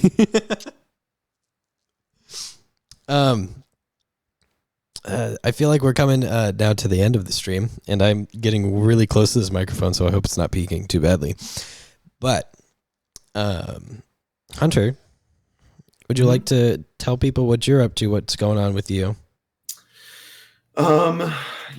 These days I'm just on Twitch right now, Monday, Wednesday, Friday, and Sunday. We're going to go live tomorrow, probably in the morning. I did a morning stream on it's really go live in the morning. Oh no, what's happening? Why are we laughing? Selena said not you being Amaranth 2.0 being that close to the microphone. Michael's giving us a little ASMR on our way out. But tomorrow's probably going to be some Animal Crossing Evil, which are two very polar opposite things, but that's how we do things on the channel. If you're interested, come hang out. The vibes are always really cozy. I'm a big goofball. I'm down to talk about stuff like this all the time, or your favorite movies, or whether you like coffee or tea. And that's everything that's going on for me right now. Just find me on Twitch, twitch.tv/Wulff, Wuff is the name. You can also find me at Wulff, Wuff is the name, on Twitter and Instagram, where I post a lot of other stuff. Thank you, Michael, for posting all that stuff. It's right there. I will be in his chat tomorrow. Yeah. Don't worry. Go find me. Michael's always there. Yeah, I'll be there tomorrow in the middle of work, popping in, saying hi to people, maybe gifting subs. Who knows? Who knows? It's my favorite thing. Mm-hmm. Seeing new people pop into chat, and then 5 seconds later they have a sub. It's my favorite. Boom! You have to stay. It's like, it's really like putting the cuffs on. Man. Enjoy the emotes. Yeah. Hey, they're all good emotes. That's great. Mm-hmm. New emotes soon too. Come sub. Nice. Yeah, I'm excited. As soon as that Twitch money, they're getting commissioned. The damn Twitch money always staying where it shouldn't be. Only coming in midweek. Selena showing off my emotes. Thank you. Yeah. Love you, Selena. Good emotes. Thank you, MJ. MJ. I appreciate that. Let me tell y'all while y'all are here, because I know most of y'all are Hunter subs, and my subs now too, which I'm very grateful for. Yes, Bonks in the chat. We're talking about things we're doing this week. Bonks in the chat. I have postponed Ghost Getters until January. So there will not be a Ghost Getters on Thursday. Instead, we're going to be doing something entirely different and probably not entirely planned, which will be very fun. I'm thinking maybe like testing just a really shitty IRL stream. Yes, use all the emotes. I love it. If not, I might just be doing something. I don't play games on my stream. I don't know why. Don't ask me to. I do things like this. But I do like the idea of like going mini golf on Thursday and just recording it. If I'm by myself or if I'm with Sybil, we'll figure it out. That might happen. What's Ghost Getters? You'll find out. Take me with you. Well, I'll go with. It'll be great. Saturday though. Saturday is the stream y'all will not want to miss because I'm doing a brand new game show. You can see a little sneak peek of it on the Twitter. Hunter saw a little sneak peek of it, I believe, and it looks great and it's going to be fun. It's called Point of View. And it is let me see if I can pop up a little piece of it real quick for y'all. Will Hunter be a part of it? Hunter might be in chat, but this game show very specifically is for you, the viewer. You will be playing if you want to, if you show up. Let me get this on here. This is Point of View. Look at that. Look at how pretty and interesting it is. You can come, you can win money, you can have laughs and enjoy. It's going to be a great time. It'll be a real great time. We're doing that on Saturday, if the 2 p.m. CST, 2 to 5 probably. And I'll be taking a bunch of people, and it'll be fun. And if Hunter jumps into chat, he won't get picked because he gets to be a part of the other cool game shows. Yeah. I'll be around, but y'all play. Yeah, this is for y'all. Unless nobody shows up, in which case, sure. Selena, here's an idea. Make your plans about Saturday's stream. Surround your plans around Saturday's stream. It's a lot of opinionated questions, which would make for a kind of a fun day with the good day. Good day. Yeah. Unironically would be fun. I'm looking forward to it a lot. You should be looking forward to it a lot. Mark your calendars. Point of View, my new 70s style game show, Saturday. And then next Thursday, we're having the Spelling Bee, round 2, where Hunter gets to make his redemption. All of the celebrity redemptions axolotl.